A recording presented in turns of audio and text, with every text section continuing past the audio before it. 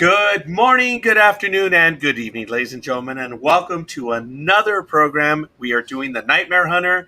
I know DA comes up with these incredibly creative titles. I believe it's the Tuesday Nightmare Hunter on NDB Media. So really exciting stuff. The likes are already piling up. I want to give shout outs and welcome to everyone. All Tower Media, Roger Peacock, Adam Shepard. Thank you.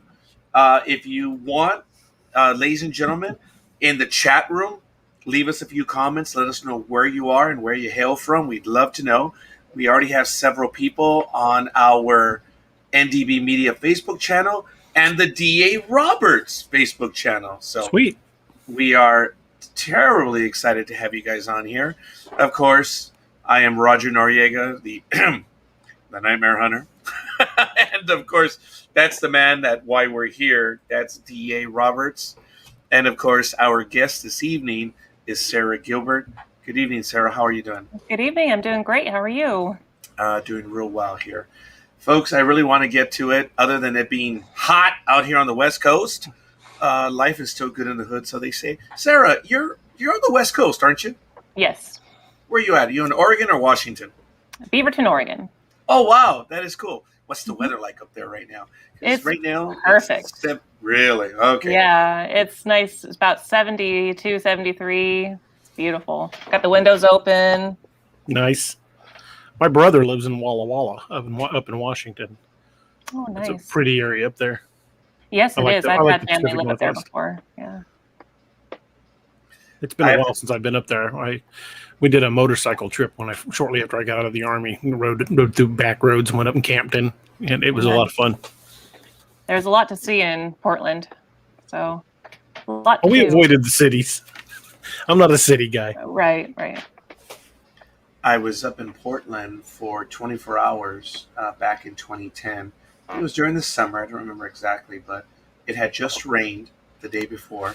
And I was so annoyed that the image that I have of Portland is that even the junk cars looked clean. It's like, come on. And when I was in the hotel room, I don't know, I was about 2 miles away from the airport. I stayed near the metro line. I know that, I know what I'm thinking when I did that circle. Yeah. And when I served water in the hotel room, I looked at the glass, and at first, did I pour water? Oh, no, there's a water line. Looked at the water, and no. If I am unable to see stuff in my water, I don't trust it. But you actually have all that mountain spring water, don't you? Yes, we do. It's great stuff. It is. But speaking of great stuff, we're going to get right to it. Of course, our guest is SARA Gilbert, and you can see her website right there. For some reason, Sarah, due to my thick accent, people are unable to understand when I give the website. Would you give your website, please? It's saragilbertauthor.com. And now I tell you, sometimes they just don't understand me, but hey, it is what it is. Our guest is a well-known, renowned author. She's written 3 books, Thanks a Brunch, Asian Fusion, Mexican-American Cantina. They're all available on Amazon, Barnes & Noble, and Thrift Books. But she's already done a few things. As a matter of fact, I think you baked something where you ended up on some sort of Paula Deen's list. Yes, I ended up entering a contest of hers back when she was doing her health journey and wanted to lose weight. So she was going to the gym and looking for healthy recipes. And I submitted my healthier version of chicken fried steak. And I thought, you know what? She talks about, because her being from the South, that's one of her favorite things. And I thought I'll give it a shot, but I'm sure that there's a lot of other submissions. And after she announced the winner, and it was like something out of a dream to actually have my name on her website and say, that I was the winner, that she enjoyed my dish and that she would be cooking it multiple times. I would like to have that recipe myself. I love chicken fried steak. Me too. It's a food group in the Midwest. That's what I've heard. That's funny, a food group. I like that one. My that along with biscuits and gravy for breakfast. Right, I know. That's the favorite of mine too. Now, that's fair. I've actually had a little bit of that myself, but You've also been featured in several magazines, and I believe, first of all, there's quite a bit of creativity in the title of your books, and I really like it. And of course, being who I am, I'm going to have to hit the one book first. Why don't you tell us about it? Where it is. And of course, you know I lost my place. The Mexican American Cantina. Oh, Thanks a Brunch. That's my first one. We can start with Thanks a Brunch. Yes. Okay. Go ahead. Would you tell us about what is that book about? Well, it's basically about exactly as the title says, about brunch and breakfast and fun alcohol beverages to have with brunch. So there's all kinds of recipes in there, that from pastries and omelets to like chicken fried steak and biscuits and gravy, just all pretty simple recipes that I feel like any moderate cook would be able to do. And I was inspired by my best friend to write this book. He loved taking me out to brunch over the years. So whenever I hear the word brunch, I think of the movie Fellowship of the Ring. What about second breakfast? I know exactly, right? That's like second breakfast. For me, I'd rather sleep in and enjoy brunch and just have something midday. I'm a night owl. I'm usually up pretty late. Yeah, it used to be like that for me until I started working in education. Now I have to be up at 6 a.m. So. Oh, yeah, I know exactly what that's like, even though I have to get up much earlier. I'm up at 4 a.m. But, hey, trials and tribulations, right? We all have our own stories. Right. I do want to give several shout-outs. We're getting quite a few likes. I believe I mentioned them already. Josh Jones and Joshua Dalton. Gentlemen, thank you for the hearts. Gentlemen. And Megan Shepard, Adam Shepard, Roger Peacock, and All Tower Media. We thank you. We do have quite a few people watching this now. Yes, we do salute you. We do the program because of... Lanjaman. Actually, I got myself another one right now. Richard Sullivan. I know he's from Ohio. So we have a varied audience. So really good stuff. Tell us, Asian fusion. What's the specialty in that one? Well, actually, my fiance we've been together nearly 5 years, actually a little over 5 years now. And his favorite food is Asian food. And so, going from my best friend inspiring me with brunch to my fiance inspiring me to write Asian fusion. And since we had been together, that had been just something that had come up over and over again. Oh, can you make beef and broccoli? Can you make mochiko chicken? Can you make this? And I thought all the recipes I come up with, it's time to put them together and get it out there, because I had built up quite the collection ever since being with him. Which is your favorite in that book? If you have, I know, putting you on the spot, it's probably the lamest. Actually, no, it will not be the lamest question tonight. I will warn you now. Trust me, we can top it. Probably the mochiko chicken, definitely. It sounds really good. It was so good. Could you give us a proverbial taste? I'm unfamiliar with what that is. It sounds really good, though. Well, it's from Hawaii, and we originally tried it when we were staying at the house that I'm going to be telling you guys about, the one that had the paranormal experiences. We'd walk across the street to a Hawaiian food truck, and we tried something called mochiko chicken, and it was like a fried chicken, but it was like really lightly breaded. And it's totally different than regular fried chicken. It's like a lighter version. It's like a thinner batter, and it just had a phenomenal flavor. So I had tried for years just to perfect that recipe, and it's got all kinds of delicious Asian flavors in there. There's ginger and garlic, and of course, soy sauce, and they use a mochiko flour, like a special flour, just to make this chicken. And it is a phenomenal dish. For me, I let it sit, to marinate for 2 or 3 days, and it turns out really good. Had we really planned this out, we would have asked you for images that we could probably... Oh yeah, it's in my book. But I bet if you went onto Amazon, you might be able to see an image of it. I don't know how much of my book they let you see, but I do have the look inside the book option for all 3 of my books. That is cool. We're going to have to definitely check them out. Oh, Now, yes. you have Mexican American Cantina. My Gee. favorite. Oh, My really? favorite out of the three. Yes. Tell us, please. I have been crazy about Mexican food for as long as I can remember. And for me, it's just all about being able to make these things at home. Because going out to eat, it gets expensive. So I just really had to come up with different recipes for the carnitas that I enjoy, the enchiladas, soft tacos. My favorite recipe in there is called vampire tacos.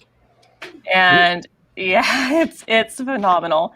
It's spicy and there's, obviously some garlic. And there's it's like grilled steak. It's really, really good.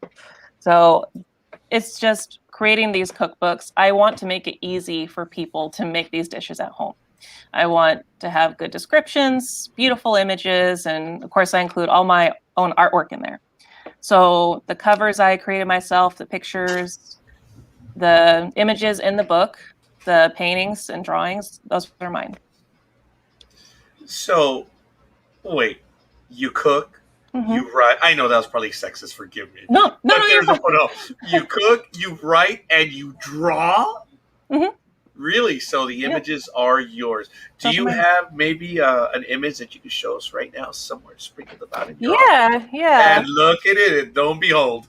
Let me find my favorite one because I doodle a lot when I have downtime, whenever that may be. I'm trying to find my favorite because I have a lot of images that I like. But I'll show you my guinea pig that I drew. Oh, that is cool. That is really good. Yeah. That's my guinea pig Chewy, and I swear that's his face all the time. I'm sorry. No, it's true. Like he just has this look like, seriously. I'm gonna go to a share screen mode real quick. Yeah. I can't copy the pictures. Oh, sure. But I can show them. There's the barbecue pork. Mm-hmm. Oh, is that from Asian Fusion? Yes, it is. Yes. Oh, wow. Chicken lettuce wraps. These Wow, look that good. looks good. Oh, man, I'm going to admit it. I blew it. I had McDonald's for lunch. Actually, no, I take it back. I fib. It was early this afternoon. So what is between dinner and lunch? Linner? What's that called? Oh, Linner, okay. My Linner was McDonald's. Wow. That looks good. Lumpia. Oh, those are good. Yeah, lumpia. It took me years to figure out that recipe. Lots of trial and error. They look good. That one is the Filipino version of egg rolls with a crispier, thinner wrapper and light filling. I genuinely don't know any better. What is the wrapper made of? It's called a lumpia wrapper, and you can get it from any Asian store. So that's the one thing that I haven't done is make my own egg roll wrappers, but I normally go to Wajimaya or any local Asian store. I have made my own pot sticker dough before. That was interesting. Wow. What do you put in your egg rolls in the pot stickers? Yes, I'm not a big fan of cabbage in any form. Oh yeah. Well, if you don't like cabbage, I suppose you'd have to make it with just mostly the ground meat, like the pork or a diced shrimp, and some maybe some carrot or like some onion. And you don't have to put cabbage in there to make it thicker. You could just add more of other ingredients. I would have to do that because, I said, I just don't really like cabbage in any way, shape, or form. Right. The lumpia, I really love. That's definitely one of my favorites out of the book. Oh yes, it's very crispy, and it's something that it takes a lot of time to make, but it makes a lot, and you can always freeze some of it and just reheat it like you would store-bought egg rolls, except with my sons here, there's no leftovers. There's no leftovers. Okay. It's gonna get destroyed. The last time I made homemade lasagna, I made 2 huge pans, and they were arguing over who got the last piece out of the last pan. Right. They destroyed the lasagna, so my boys will eat it. Trust me. Oh yes, that's going to be my next cookbook. Actually, is going to be like an Italian American. That's what I'm going to work on this summer. Like that. Yeah, so I make various versions of lasagna. And I do like a chicken spinach lasagna with Alfredo sauce. I've done like a true like red sauce, like a meat sauce lasagna. And there's a fried lasagna that I've done before. So, maybe your boys would like that. Oh, I'm sure they would. They rarely meet a meal they don't like. Wow. So in Mexican American Cantina, what is probably one of your favorite items there that you discovered in this journey writing the book? Well, I discovered the vampire tacos, and that was just Vampire tacos, yeah. rampant. That's a very random recipe I just kind of came up with. And I have a chicken flauta recipe in there that I love, and I had to duplicate it since Lupe's in Aloha, Oregon, it closed. So my dad and I would go to happy hour there once in a while, and they had these delicious flautas with this raspberry chipotle cream dipping sauce. And I thought, I got to learn to make these. And I spent a lot of time in the kitchen just working on it, tasting the filling, seeing if it was close. And I feel like I got a really good replica of that. And I gave some to my parents, and they said, yep, tastes exactly like theirs, but better. So nice. Yeah. Before we get into the 2 books that you may be working on, and then we can get to the primary reason why you're here, Hobbs and Chewy. Yes. Well, that's the thing. I guess I should have updated my profile. My guinea pig Hobbs passed away recently. I'm sorry to hear that. So I have Chewy and his girlfriend Leia now. We're big Star Wars fans. And Chewy's our long-haired guinea pig, and he does, like I showed you the picture, he looks like Chewbacca. He's beautiful. He's got like the long hair, and he's just quite a personality on him. And after losing Hobbs, about not quite a month later, we decided it was time to adopt another one because guinea pigs don't do well alone. They don't. And luckily, he found Leia when we took him to the Portland Guinea Pig Rescue. And they've been inseparable since. Like, he really loves her. They're a good match. That's awesome. So I guess I should really update my page. I didn't realize I haven't done that yet. That is Chewy and Leia. My oldest son had a long-haired guinea pig that was black and white, and he named it Oreo. Oreo, that's cute. Yeah, they're just the best animals. I always want to have guinea pigs in my life. I used to watch TV with Oreo sleeping on my chest. Oh, isn't that sweet? They're just they're very loving. Now, you have 2 books in the works. I believe one of them is, as you just mentioned, another cookbook. But I haven't understood that you're going to be writing a story not related to cooking. Would you cue us in on that? Well, maybe a short story, I should say. Sure. I've had a lot of paranormal experiences in my life, and quite a bit of it happened when we moved into like a little 2-bedroom house from the 50s, like about 5 years ago. And I decided out of all those experiences I had, I started writing it all down. And Amazon now has this thing called Kindle Storytellers. So that way, if you can't write like a full book, you can put up like chapters, like a little storyboard kind of thing. And I decided that I would like to share everything that I experienced in that house. And there's quite a bit that I experienced that was really bizarre. Well, and I'm hoping to get that out this year. That is cool. Well, hopefully we don't take your thunder from this endeavor, but you've already alluded to it. You've had some experiences. I guess we'll get to the good stuff. Not that the books are not. Oh, yeah, of course. No, I understand. This is a show to talk about the paranormal stuff. So. Oh, but wait a minute. No, hold on a minute. But we love to eat. And we will probably return to it. Don't get me wrong. Sure. Of course. No, it's I've been thinking about that chicken fried steak. Yeah. I know. I got to dig up that recipe, and I'll have to send that to you. I would appreciate that. Yeah, I bet you'd like it. My wife and I have been trying to eat healthier, and I think a healthy version of chicken fried steak could go over well.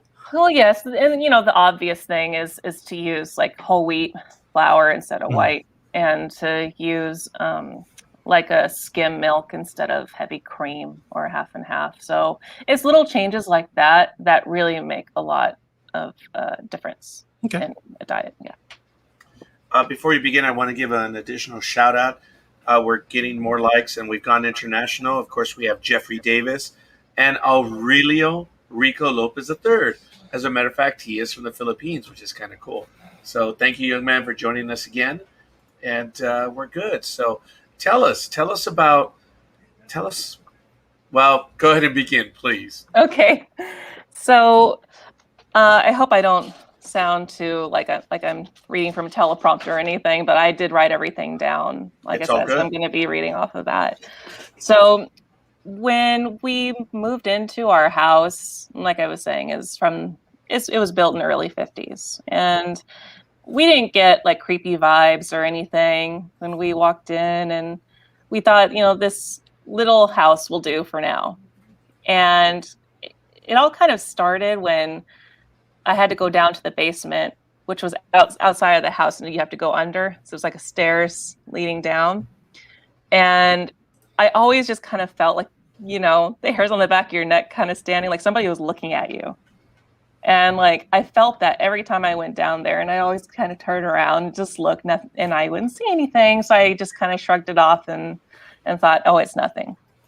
And then things started moving around the house, like objects went missing, things would just turn up in unusual spots, and doors would open and close by themselves. There were times that we were outside getting some sun, and the door would open and then slam shut. Wow. And that happened quite a few times. And it was bizarre.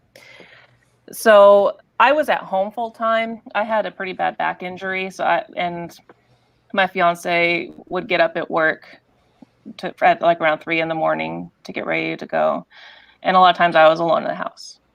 So these strange things would just happen. Like I would be folding laundry in our bedroom during the day, and I would hear large scratching sounds on the door, like deep scratches on the door. Like so something. Is that on like maybe the front door or the door to the No, laundry the door room? to our bedroom. Oh, the door to the bedroom. The door to the bedroom. And Wow. that happened, and it would scare me. And I knew I wasn't imagining it, and the house was dead quiet, and these sounds that would happen wasn't coming from outside, it was inside the house. And one thing that my fiance saw that he witnessed at the same time is we would see our laundry basket in the bedroom, and it rocked from side to side repeatedly. Like, yeah. And I asked him, it's like, are you seeing this? And he's like, yeah, I see it. And, then he'd fall back asleep, and I'd be laying there like, wait a second. Like, you said you just saw it. How can you go to sleep? Like, this is really freaking me out. And little things, too, where we'd be talking about watching a movie. We'd be talking about watching a certain movie. And then within the hour, that DVD would fly off the shelf. That's wild. I know. It was really wild. Did it ever get aggressive? Oh, yes. Oh, I haven't even begun. It got very Okay, sorry. aggressive. I didn't mean to jump ahead on you. Oh, no. It's fine. These little things, I thought, okay, this isn't so bad. Maybe it's just kind of a playful spirit. And because the things it did seem playful, yes. Sorry, Sarah. No, it's fine. Going back to that item, say the DVD, you named it, whatever, it would fly off the shelf. Would it just like maybe fly out, fall down? No, across the room. Wow. Like our living room was already pretty small, so we had our DVDs like on one side, and then like I said, it was tiny, so it was like it just literally flew like across the room. So it didn't fall off the shelf. It's like it was thrown across. Wow. It was weird. And like I still didn't worry too much because I thought, I had weird things happen when I worked at a nursing home, and at a nursing home, there's been a lot of death, and I had seen things move by themselves, and I just didn't think anything of it because I thought, okay, well, I believe in the spiritual world, so it's fine as long as it doesn't mess with me. And, and so I know that anyway, feeling. yeah, It's creepy, but it's not bothering me. I know it's not bothering me. It's just something moving from side to side or whatever. So no, I don't still live there. Anyway, during the summertime, our first year there, the AC unit was on, and we had our guinea pigs. At that time, it was Hobbs and Chewy in the living room, and we would have our fan pointing out toward them from the AC window. So that way it would kind of keep them cool, since we didn't want them to get overheated, and they could get really sick if they get too overheated. And I came out one night and I had the fan out toward the doorway, and I went back to the bedroom, came back out for a glass of water. The fan had moved from the doorway all the way across to the other side of the room, and it kept happening. I kept moving it back, and whatever was there kept moving it back far. And so there was this little power struggle there between me and whatever spirit. It was kind of like, no, I need this fan here. Don't keep moving it. And finally I had just had it. I stood there and I said, stop it. Just stop moving this. It just made me so angry. I just kept going back and forth with this stupid little power struggle between me and whatever spirit was there, just messing with me. It's like, I need this fan to keep our guinea pigs cool. And finally it eventually stopped.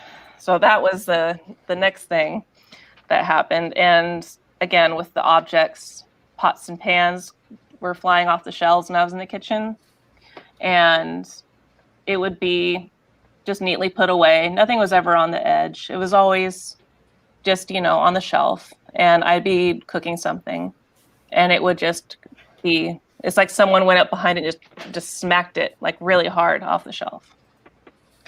And that happened quite a few times. And then came the aggression. So this is when things got really, really scary for me, and I stopped sleeping quite a bit. I remember the first time I was in bed and I had fallen asleep. Then I felt something tugging on my ponytail, because I always kept my hair up at night in a ponytail. And something had tugged on me aggressively. And I woke up and I just lay there for a minute, and I just kind of looked around and, didn't see anything. But then it happened again and again and again. Repeatedly. The same night or over several nights? Over several nights. Several nights. I had my hair tugged on, and I would wake up with scratches on my arms that I couldn't explain, and bruises. Then the next night after the first time I had my hair tugged on really hard, something had grabbed me by my ankles and shook me firmly from side to side, really hard. In the bed or while you were standing? In the bed. Well, I was trying to go to sleep. And I remember whatever it was that shook me aggressively, I just started crying. And I turned to Saul, and I was just like, I can't keep living here. I can't keep living here. This is so bad. I'm getting tormented by this, whatever this was. Sarah, when that happened, were you able, I can only imagine what that was like. My mother, as DA knows, I've shared a few stories where they helped her up. She reached out to install some curtains, and they helped her up. That was the extent of the activity. My mother once mentioned years ago that she felt that someone was maybe compressing down on her.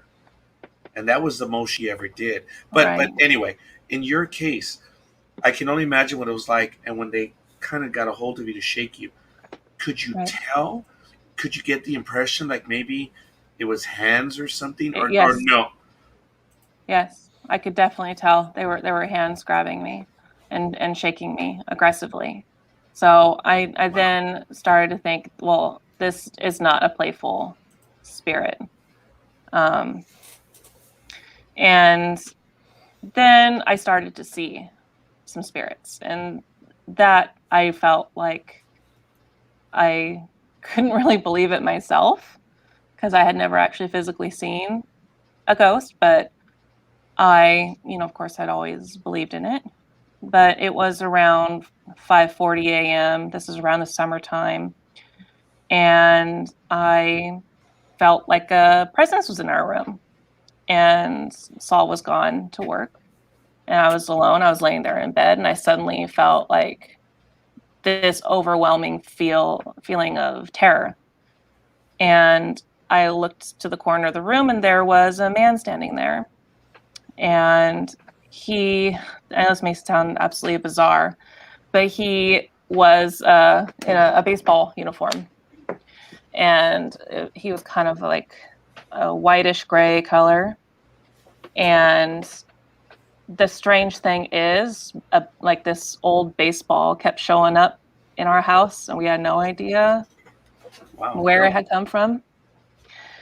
And I would like donate it to Goodwill. I'd get rid of it, and every time it just keeps showing up. And it was just really strange. So that's the first time I saw a spirit. The same baseball would come back? Yeah. And then I started to experience shadow people. Oh, and yes. Yeah, that one I think terrified me more than the baseball player looking guy. Sarah, how many times did you see that figure, that baseball player? Only once. The shadow people happened more than once. Again, and I apologize, but going back to the baseball player, were you able to see a face, or was it just maybe an acknowledgement of a man being there? No, I could see his face. He was very young looking, probably like in his 20s. Were you able to recognize the uniform, or was it just that, no, it was a baseball uniform? It was a baseball uniform.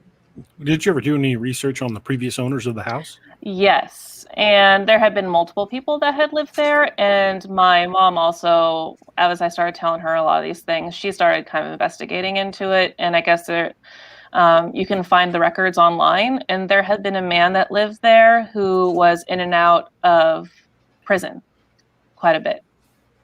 And I told her, I'm like, well, did it say what he was in prison for? And she goes, no. And I thought, well, what if, what if he killed somebody in this house and like their body's missing or something horrible had happened, and that's why these spirits can't rest, because they're there, and maybe their families don't know that they're there. So it was just really bizarre, and I wasn't able to find out anything else about that man that had lived there previously that was in and out of prison, but it was terrifying. And also we had an attic that was totally closed off, and our maintenance guy asked why we wanted to know what was up there, so it kind of like freaked me out. Wow, yeah. He's like, because we asked him, like, do you know how to get up there? And he's like, no, why? Because we want to know what's up there. Why do you want to know? Because we're living here. Exactly. Well, there's somebody living up there.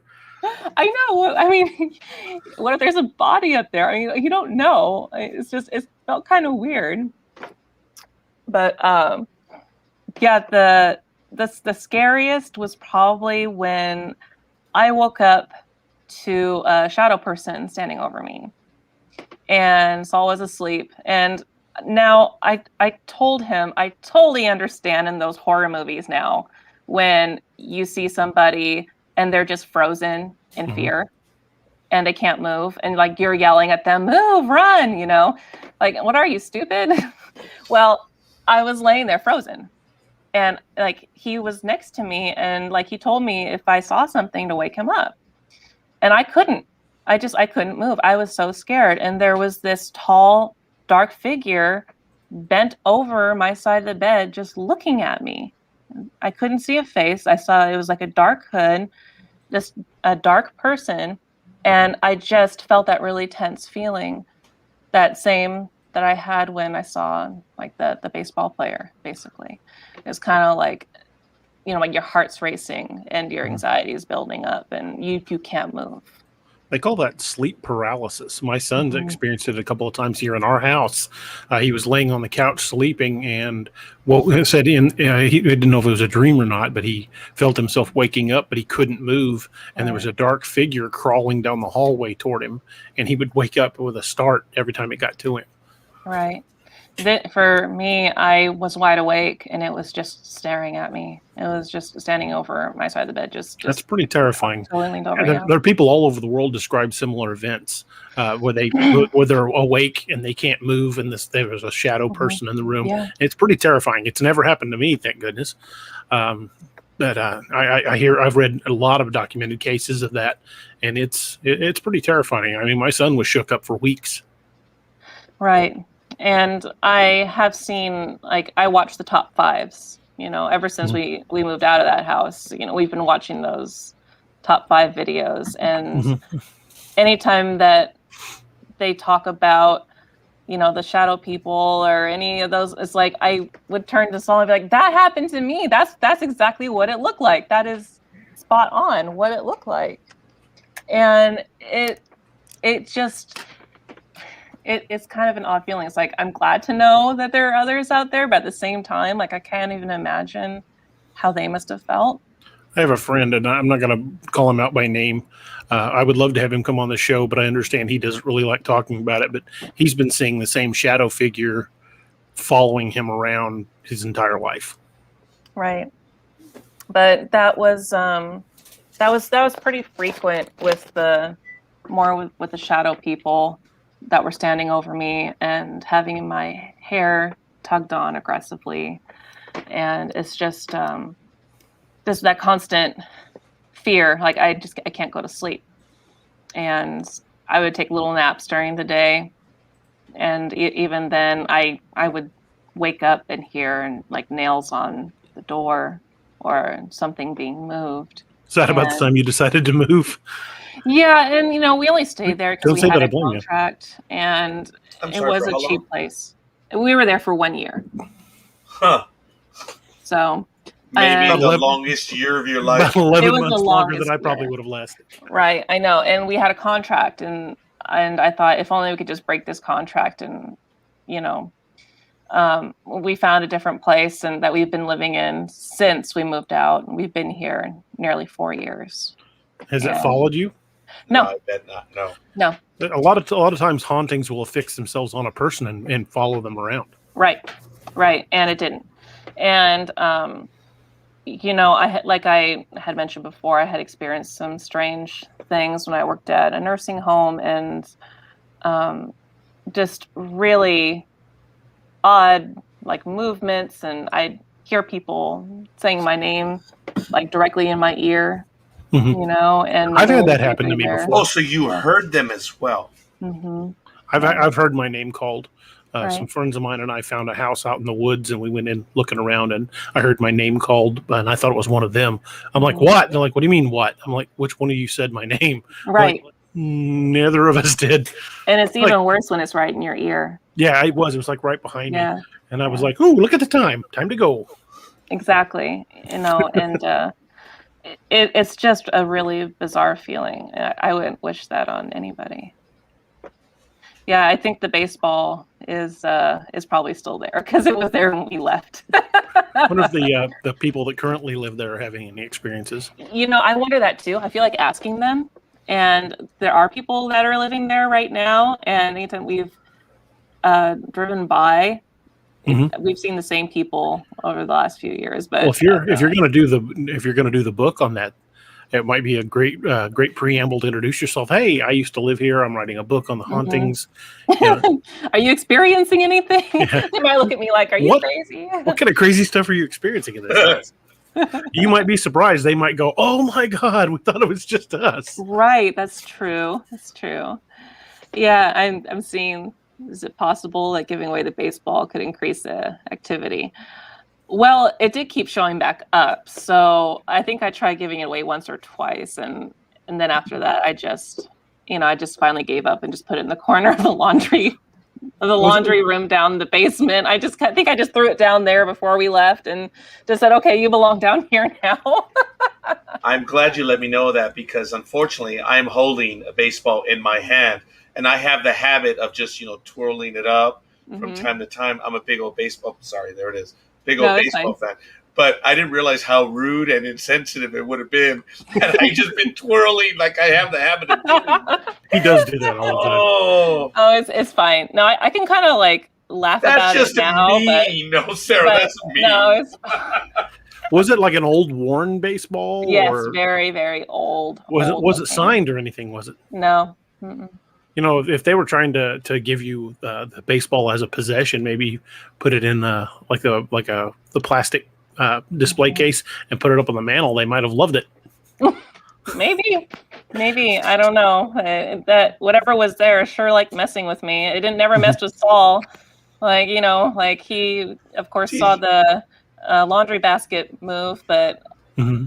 Well, for some reason it always messed with me. It always messed with me. Women are more intuitive to things like that. I know my wife is. We can go someplace. Like we went to the Crescent Hotel in Eureka Springs, Arkansas, which is supposed to be one of the most haunted places in the U.S. And she had a creepy feeling the whole time there that we were there. And I'm a brick. I was like, nice old place. I've been wanting to go down there and stay. She's like, I'm not staying there. Yeah, All Tower Media comments. It really sounds like they were trying to get your attention for some reason. Right, and maybe the baseball player was in the attic. I'll never know. Yeah, we didn't have a ladder. Otherwise, we would have gotten it and put it up there and just crawled up and taken a look. But I told Saul, I said, what if we went and took a look and something looked back? Like then we'd fall off the ladder or something. And like that scene in I think it's The Ring when they look up in the attic and they're shining around and they turn around and it's right there. Exactly. That's like the only time in that movie I jumped. Right. But now I get it. Like, it took it happening to me to fully understand whenever I watch a horror movie. Like, I can't really yell at the person who's like frozen anymore. Like, run, you idiot, run. But now, Sarah, you mentioned that you had a predilection, or you believed prior to all this. Did you have anything at any time? Anything happened before your stay there? Did anything happen to you prior to that?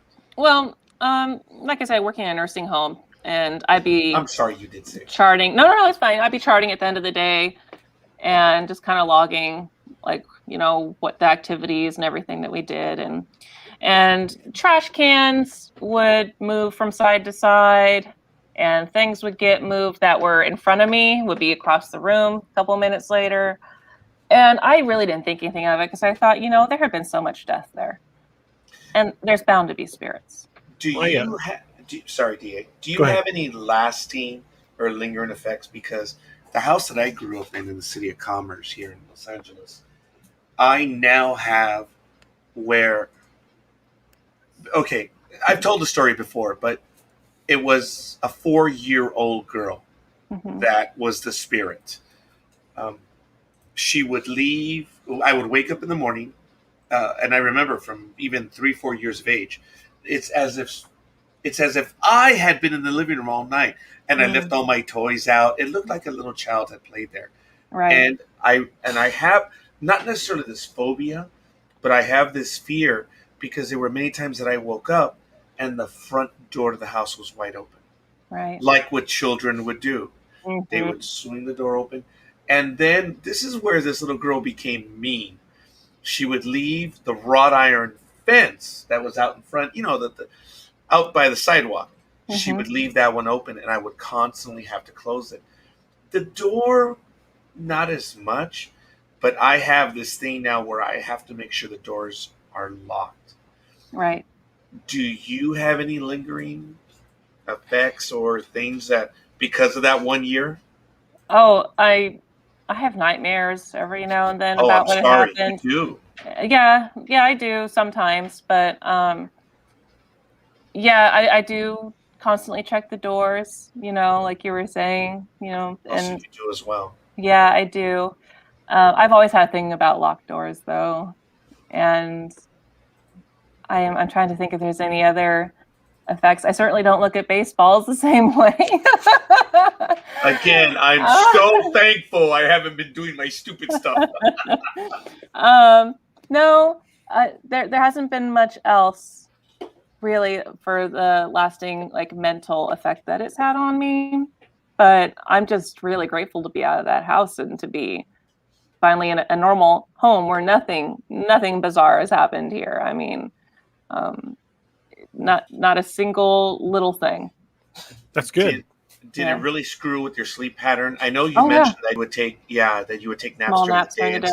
stuff. And a lot of times I would only take it when Saul was home. So that way, like, to make The sure. added layer of comfort.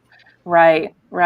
And, he'd kind of check in on me just to make sure nothing weird was going on. That's your home. Yeah. And were you ever afraid of going home? I never wanted to. But the thing is, I was homebound because of a back injury I had, so I had no choice.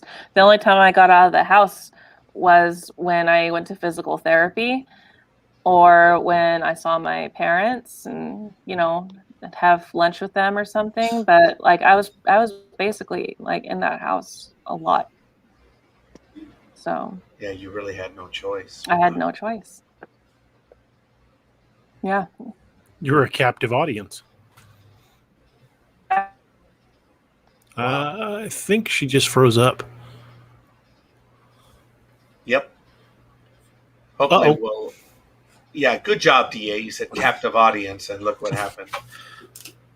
Hopefully she'll be joining us in just a moment. Hi. Oh, you locked up there for a second. Oh. I shouldn't have said captive audience. It was no accident, Sarah. He really said you were a captive audience, and you froze. Oh. Like, that was inopportune. Oh, my gosh. Wow. So... You're now going to be reliving this, and you're going to be telling the story. Mm-hmm. Are you looking at making this to be maybe a small novella type thing, or what do you see it as, this book? Do you see it as a short story? I think this is going to be a short story, because it was only 1 year of my life, and it's pretty repeated with the shadow people and the aggression with my ankles being grabbed and, my hair being tugged on. That happened quite a bit.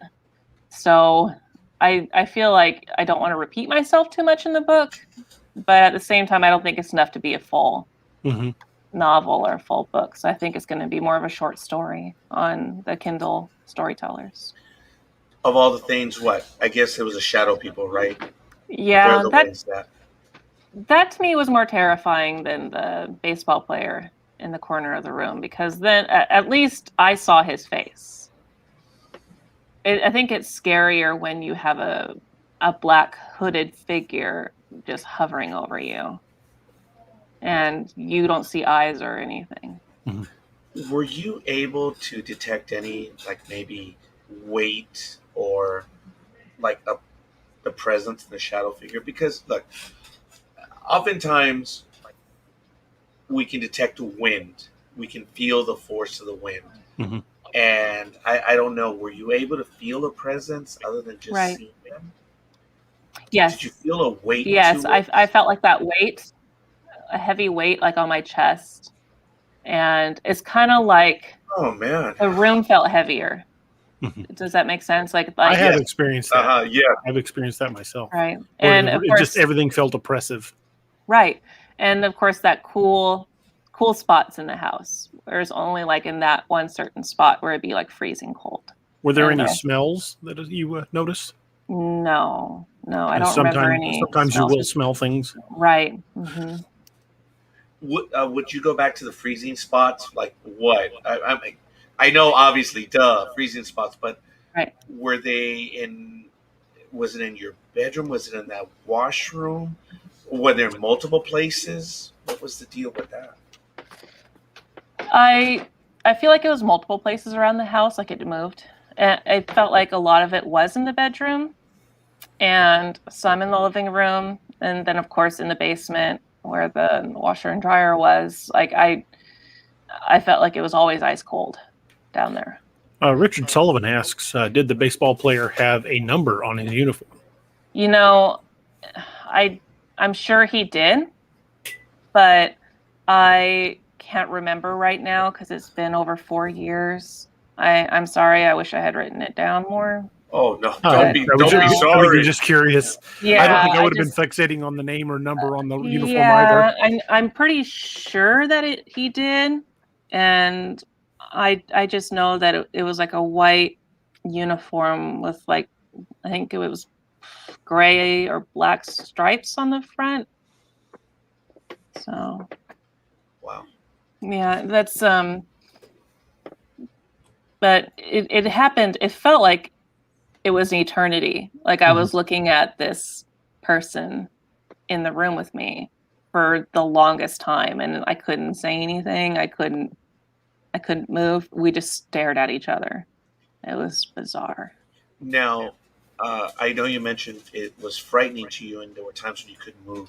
Mm-hmm. What was the? And if you already said this, I apologize. Oh But no, what it's was? fine. What was? Did you feel a malevolence? Did you feel? I mean, what did you get from it? Just total fear. I was really Bad worried. enough. Yeah, Yeah. just and I was dealing with some pretty bad anxiety at the time centered around that. So I'd have multiple anxiety attacks coming on, and it would just be this overwhelming feeling of dread and like what's going to happen to me, because it's touched me. It's scratched me on my arms and legs. It's caused bruises to me. It's shook me, tugged my hair. It's done all these horrible things to me. What else is it going to do? So like every day that I would have that feeling of absolute fear and dread, that I would worry what is going to happen to me next. And sorry, D, I keep No monopolizing. problem.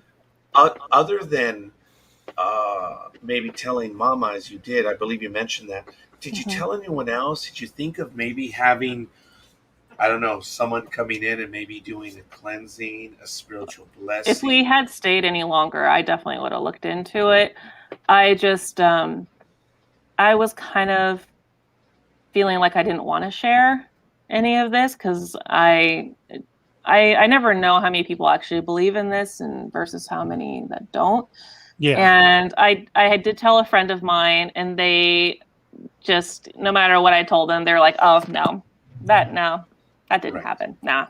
Yeah, I've dealt with people like that too. Yeah, and it's like, if you lived it, if you were in my shoes, if you went through what I went through, then you wouldn't be just, brushing me off like, it's nothing. Yeah, the first time you have an experience of your own, it's an eye opener. You you completely change the way you look at everything. You do.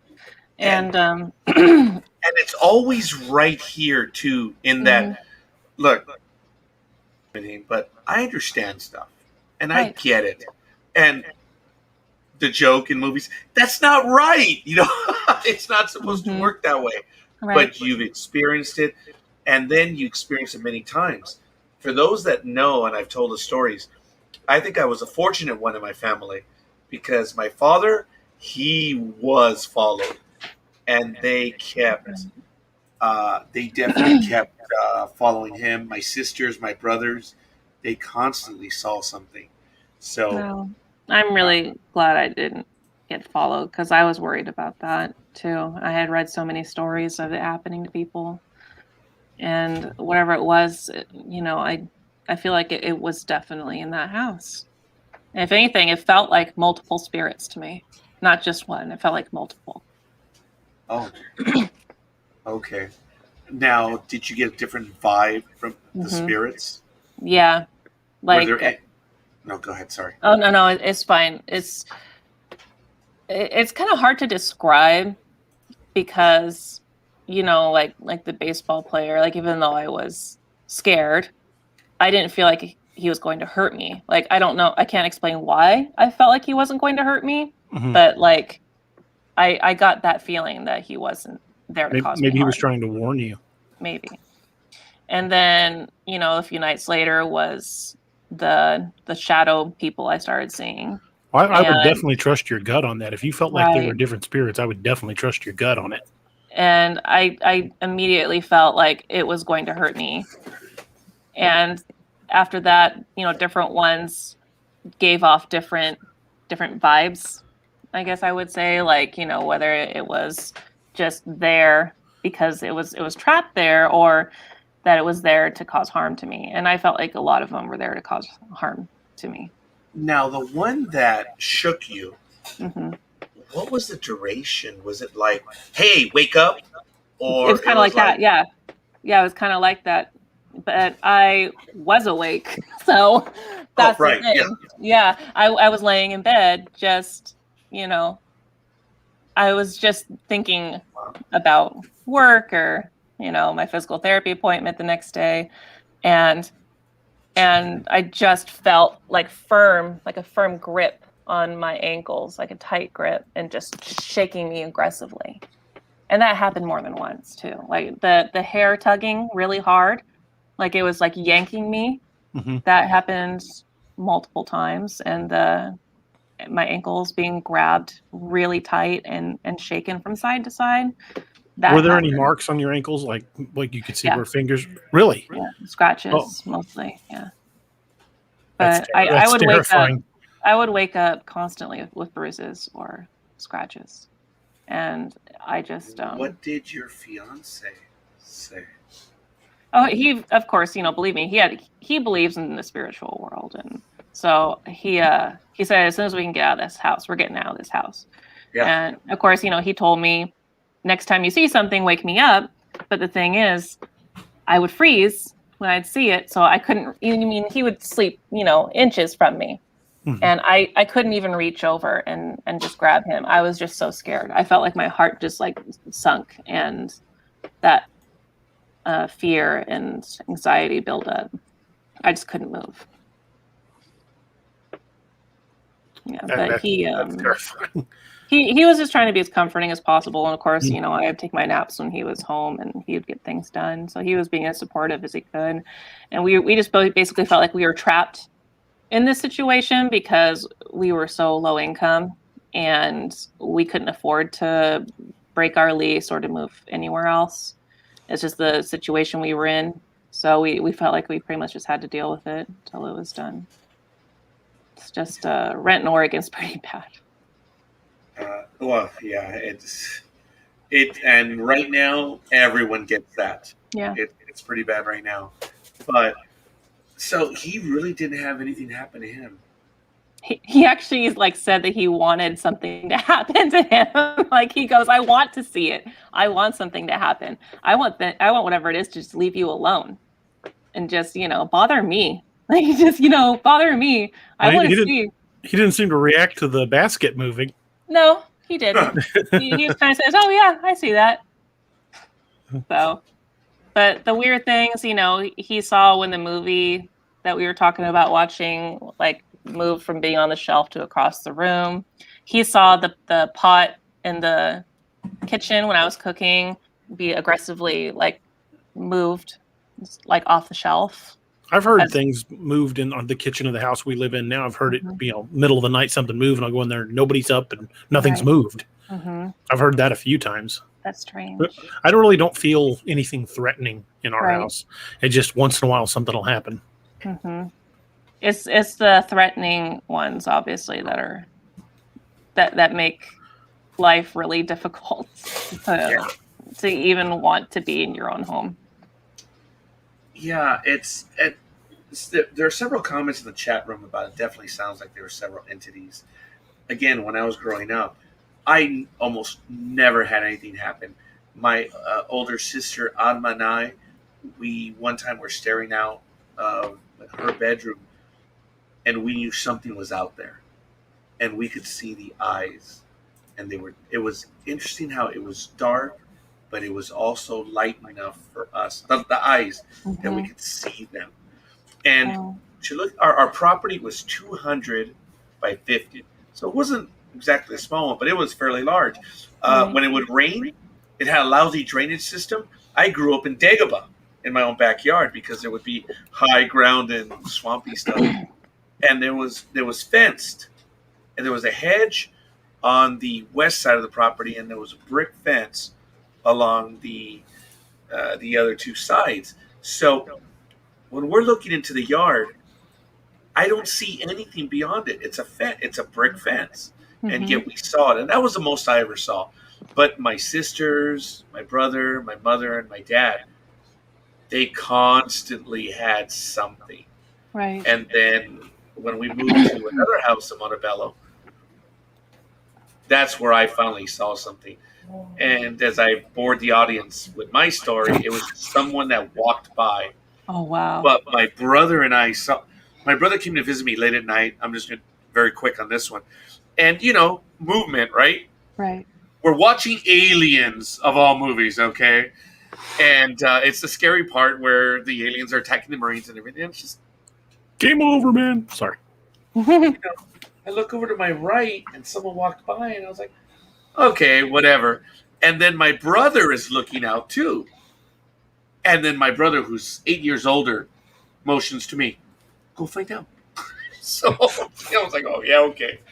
So there's a small foyer right there. Looked in the room. It was dark. The restroom was closed. I knocked on it, opened the door, nothing. I went around the corner, and my grandmother was snoring. And I walked back in. I said, dude, what did you see? And we both described a similar individual. It was crazy. An older, thin man. He was wearing what we would call a guayabera, which is a Spanish shirt, a dress shirt that, has the buttons going down and it goes below the belt. It's a Sunday dress shirt. And we were able to describe that. We both saw it. And the gentleman, well, I'm assuming gentleman who walked by was in his late 50s. We were able to tell that. But we couldn't see his face because he walked by us. Wow. I've had one or two things, but that's the closest I've ever had. My family, Alma, my sister, walked into that same room, and she saw this dark figure as friend type with its arm around my sister, my older sister, the mean, evil one. And my sister was like, she ran. And then my grandmother, being the spiritual, God-fearing woman that she was, she'd go in there, she'd bless the room, and kind of would end it for a while. But and I'm not trying to be dismissive of it, but there is a little bit of humor in, that it happened. There was no harm, but these are visions that look dark and frightening. Yeah, it is. It's very frightening. Nothing ever happened other than in that same house in Montebello, when we had moved in, my mother was trying to put up some curtains in one of the rooms, and she said, Mom, in Spanish, come help me. And the hands, while my grandmother helped her up. Wow. Helped her up. And then when she turned around, she wasn't there. That is crazy. I'm like, wow. Yes. But ours were not nowhere near yours, Sarah. I mean, yours are frightening. Yeah, it was very frightening to experience that. I had a thought. It's just a little off subject. Sure. I know you said you were going to do the Kindle storyteller, but if you're wanting to actually make that into a full-length book, you could collect stories from people that have had similar experiences, and I could help you turn that into an anthology. It's pretty easy. Oh, okay. I actually work with J. Ellington Ashton Press, and we do anthologies all the time. I could easily help you do that, and I'd be happy to do it. That sounds good. Yeah, I just need to talk to other people who've, experienced the paranormal things that, I don't know too many. My mom, she works at Kennedy Plumbing, and they have a ghost that haunts the place that the plumbers have seen, floating around. And her lotion bottle, I guess the old woman that died there, she, I guess, wanted my mom's lotion. And so she was rocking it back and forth and trying to pull it. My mom goes, "You can have it." So instead of like being in fear, she just said, "You just take it. Go ahead, it's yours." So there's another story. I mean, you could tell the story of how other people had seen it. He can easily collect paranormal stories. Right. I bet a lot of the plumbers have some stories, and like they would see the woman, the spirit of the woman that died there, like floating around, and they just went about their day. And some people, it just becomes commonplace. They don't even pay attention to it anymore. Right. I know. My dad kept trying to ask me to record stuff at our old house. And it's like, well, when these things happened, we never had our phones out. And, when we did have our phone out and Saul would say something like, okay, go ahead, do that again, like kind of taunting it a little bit to see if it would do something. And it didn't. It's like, of course. I've got an old school digital recorder. And I want to take it to some of the places that are creepier in my area and just set it to record and walk away, see what I can pick up. I imagine I could probably gather some pretty good EVPs because there are some creepy places in the Ozarks. Yeah, in Oregon too. There's a lot of haunted spots here to check out. In fact, there's many books that my mom lent me that people in Oregon have published, and I think one of them's called Haunted Oregon. Mm-hmm. And it tells you where to go to see a lot of these paranormal things and the backstory behind a lot of it. Yeah. So we're actually going to look into doing that soon because now that we no longer live in a haunted house. A little more willing to go look at it somewhere else. More willing to go look at it elsewhere. It just jumped in my mind. How far away are you? Did you go to the other side of town? It's probably, I'd say 15 minutes from where we used to live. Okay, that's a good distance. Yeah, that's good. Yeah, and somebody else lives there, so I go ahead. Sorry, I'm sorry. I don't know if they're experiencing anything or what, but I would be quite curious. Well, make sure you're using precautions. Right. If you go to a place like that, you don't want anything to follow you home. And that's what I worry about. I've advised people, especially people when they go out there, I want to go see if we can find, demonic haunting or something like that. I'm like, yeah, you want to be careful that doesn't attach itself to you and follow you home. There are a number of ways you can do that. You can pass yourself through sage smoke, and if you could just Google it, you can find dozens of easy ways to do that. But one of the best ways I found is cross moving water. Okay. Spirits will not follow you across moving water. Oh, that's interesting. I didn't know that. Something about the properties of moving water. So if you go wherever you're going and then cross a bridge with a river, it should stop on that side of the river. That's really good to know. I didn't know that one. Alltower Media says, when our paranormal story reading channel is up and going, we'd love to read a few of your stories. Okay. Yeah, that sounds great. Well, as a matter of fact, DA, I know you mentioned to me, Sarah does not know this, but Alltower Media, they're another Facebook channel. They're associated with us. This is technically an NDB Media channel, but it's just anyone who wants to be on with us is more than welcome. But Alltower Media, who does their own program, DA, do you want to go ahead and announce it? Yes, I'm throwing it at you, pal. Okay. What we decided we're going to do is we are going to purchase one of your cookbooks on Kindle. Yes. Give it away during the show. Oh, nice. Thank you for doing that. That's really wonderful. Whoever's interested, chime in. And we've got quite a few people in the audience.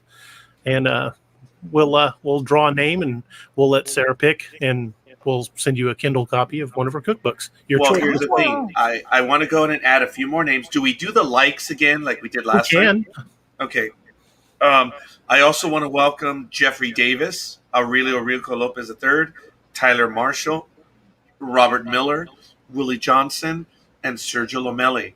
They've all given us likes. And Sarah, you can tell it's predominantly a male audience. Yes. But yes. We do. Oh, that's funny. Josh in the chat room says, "Give it to Dream." That would be Thomas Whitney, one of our. He's a chef. Okay. Oh, that's right. No Yeah, kidding. I sent him a message hoping he would drop by because he runs a restaurant in Hammond, Louisiana called Faux Grace. Faux Grace. It's Yeah, Vietnamese cuisine. As a matter of fact, the reason why Dream is not here is I believe he's begun his journey out here to the West Coast. Oh, Because he's going to be here for about 2 weeks, and we're going to have an event, boys event again. Go figure. We haven't grown up yet. On May 24th, we're going to have quite a few of the hosts and guests here in Southern California, so it's kind of cool.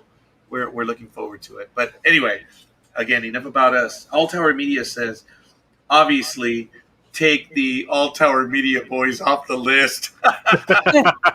Well, we'll see. But we do have several people that have given us likes. If anyone else is listening at this point, we would appreciate you giving us a like now, and we would love to give one away. We're going to go over to Amazon right now. Okay. And this is kind of cool. You have 3 children. Your 3 books. My 3 books, yeah. Dumb question. My favorite. Which one is your? There it is. Exactly. Yes, I had a feeling that was going to happen. Well, Yeah, what a shock, right? I think the one I'm going to get is the Mexican American Cantina. I really want to check the recipes there. I love Mexican food. So I am torn between Asian fusion and Mexican American Cantina, but because Mexican American Cantina is my newest, I think that's the one to go with. Fair enough. All right. Well, how do we do this? How are we going to give it away? Because this is cool. All Tower Media is sponsoring one of the books, and we'll see. Anyone in the chat room?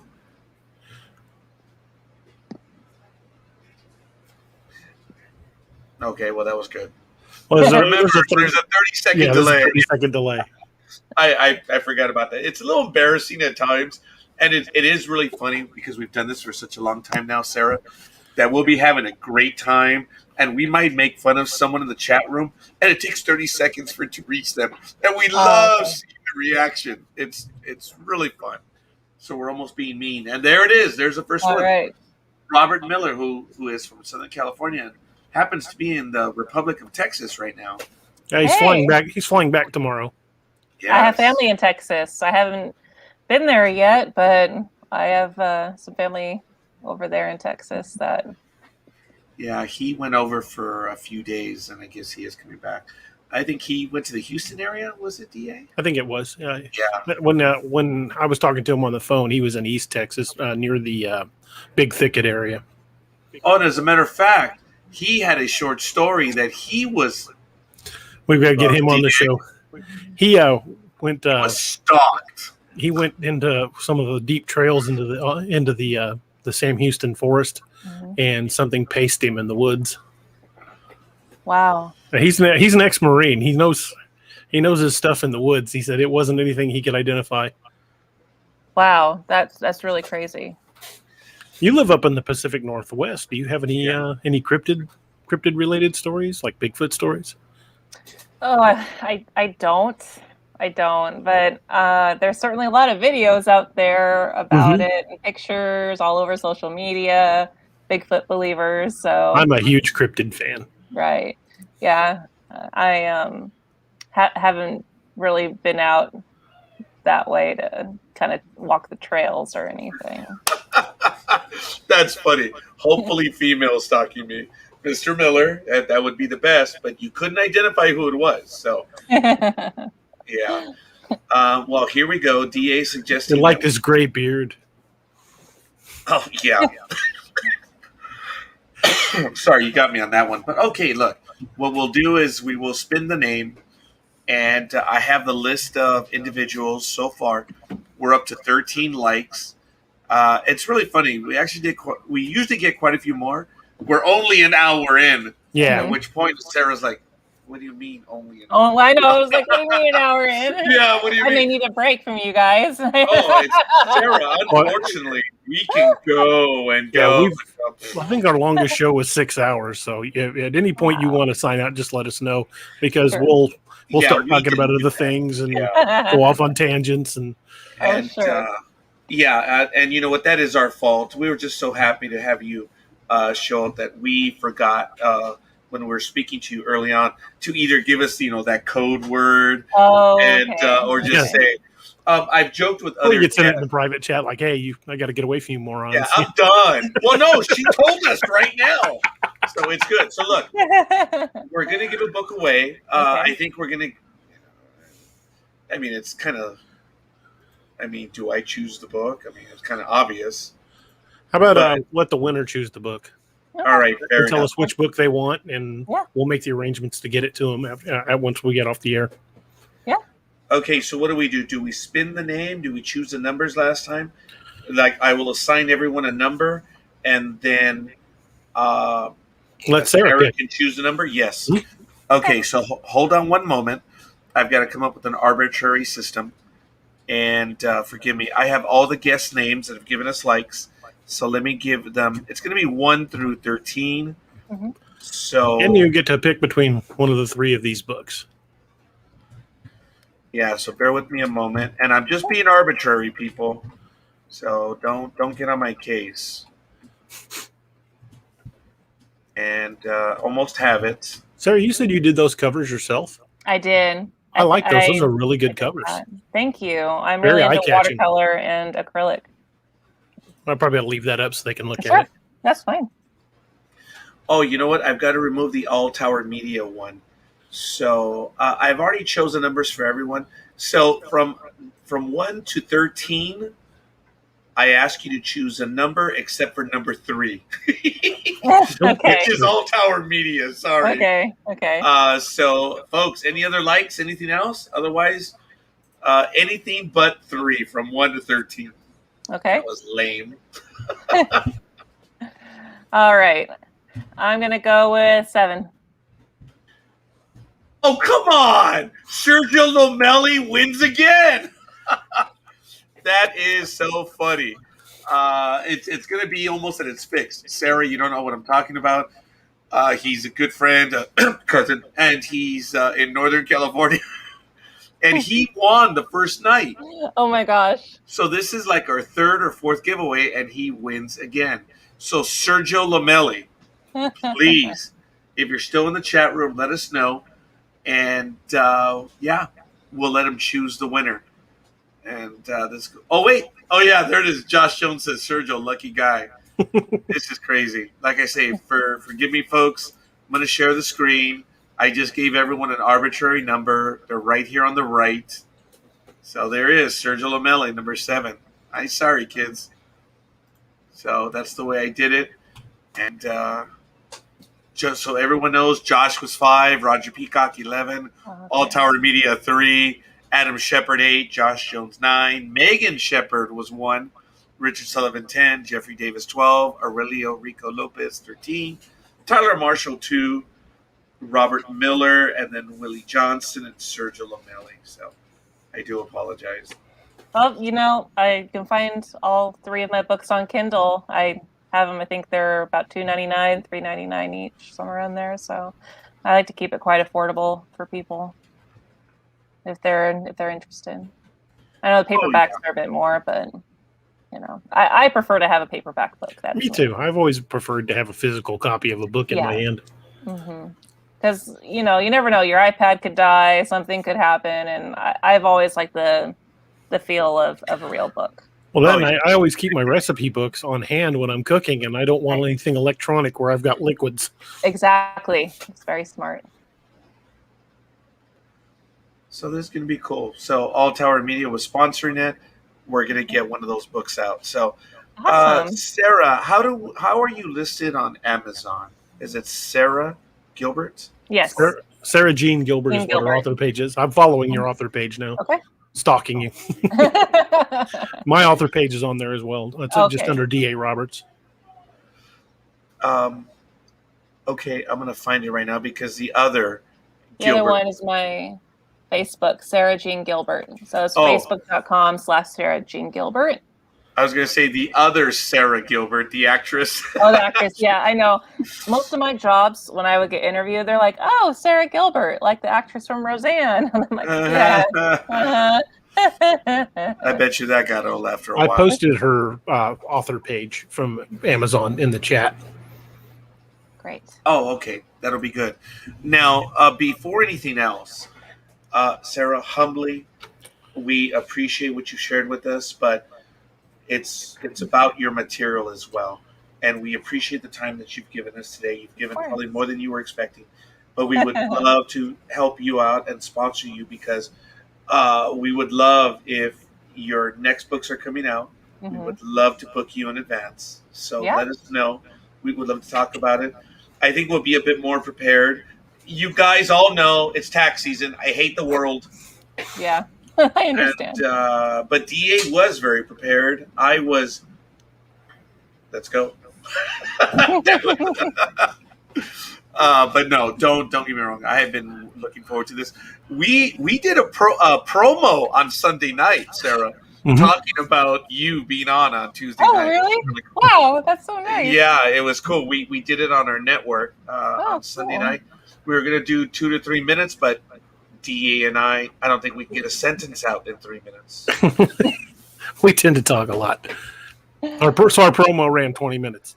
Oh, wow. Wow, that's great. I think you're exaggerating, DA. It was only 19 minutes, 47 seconds. So when we prep for a show, I get, Facebook page, I get social media links. I have it all in a document so I can just copy from the document into the chat as I need to. And I'll pull pictures when I can find them and links to YouTube videos and stuff. And Roger's more the Leroy Jenkins of the group. Whoa, wait a minute. Hold on. I fully admit that I usually spend an hour to 2 hours. It wasn't even close. I'm not going to insult you, Sarah. I was looking forward to this, but yes, I was relying on DA for this one. I did not spend my usual 2 hours prepping. I was unable to. It's okay. I understand. Hopefully if you guys have me back on again and, you won't have to work so hard. But you are welcome anytime. Thank you. And so nice talking to you guys. Thanks for giving away one of my books. Absolutely. My pleasure. And we will let you know which one it was so you can measure and say, okay, there was a purchase. Right. It usually shows up within a few days. Oh, yeah. We like to support our authors when they come on, so I'll be purchasing at least one of your cookbooks myself. Oh, thank you. That's very kind. I hope you enjoy it. Please let me know what you make. I always ask people, to follow me on Instagram, and my name is author Sarah J. If you look me up, or on my Facebook under Sarah Jean Gilbert, because then people that buy my books, I always encourage them to please leave me comments or suggestions, or ask me, will you make a recipe for this? I very much welcome any comments, suggestions, or letting me know what they've cooked from my books. I'm always curious. Instagram is how you and I connected. You commented on one of my creepy posts, and I like a lot of your posts. They just, especially the humorous ones, they just, oh wow. I like posting goofy stuff. Yeah, I noticed on my author page when all I posted was just stuff about the books, I would get, my daily traffic would be 20, 30 people.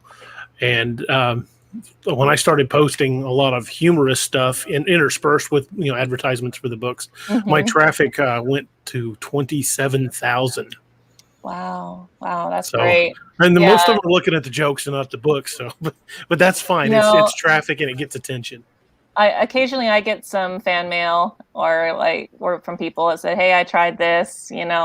Would you consider making, putting this in your next book or putting that in your next book?" So, please, everybody who's listening and loves cooking, send me a message on Instagram or Facebook and let me know if there's anything you'd like me to include in a future cookbook. There's my traffic for the month of May so far, and that's just posting humorous stuff. Yeah, you're bragging. No, I'm talking that I'm telling her what works for me. Kidding, right. And I'm sorry, you want me to share that again? What's that? Do you want me to bring that back up? I Oh thought. no, it's fine. It's fine. Okay. Yeah. As an author, I'm happy to share what's worked for me with anybody. And I believe that, and I've said this many times with Roger, I believe that when the tide comes in, all boats should rise. Everybody should prosper. And anything I've learned, I'm more than happy to share with anybody on marketing techniques. And I'm no means, a Amazon bestseller or anything like that. But I have had some decent success, and I'm building an audience, and I'm more than happy to share that. Oh yes, please do message me about any of that, because I'm totally new to marketing. So anything you want to share with me? Well, buying ads is kind of hit or miss depending on which platform you use. And competing with the ads on Amazon directly is expensive because some of the big dogs can afford to throw a lot of money at it. So I don't even use Amazon ads.